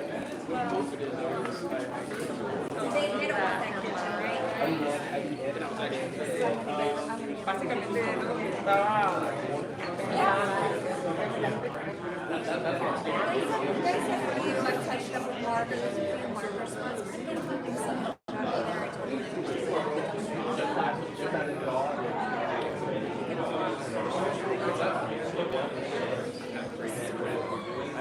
And then eventually, when I say eventually, I'm talking like The other thing with this is so heavy, it doesn't look so big, it looks like a fish just too big to fit my SUV. So you need someone with a truck, and maybe James, but. Yeah, I'll definitely focus.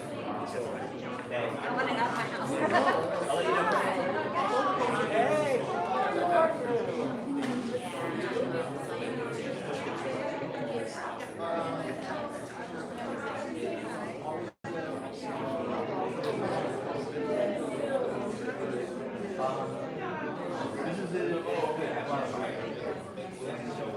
Yeah, exactly.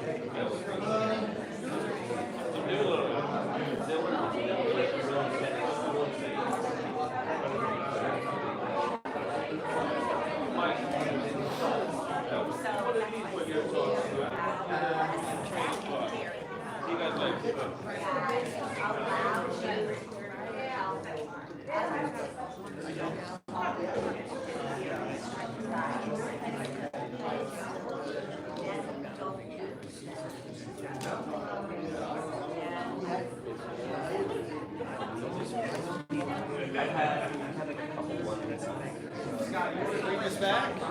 Yes.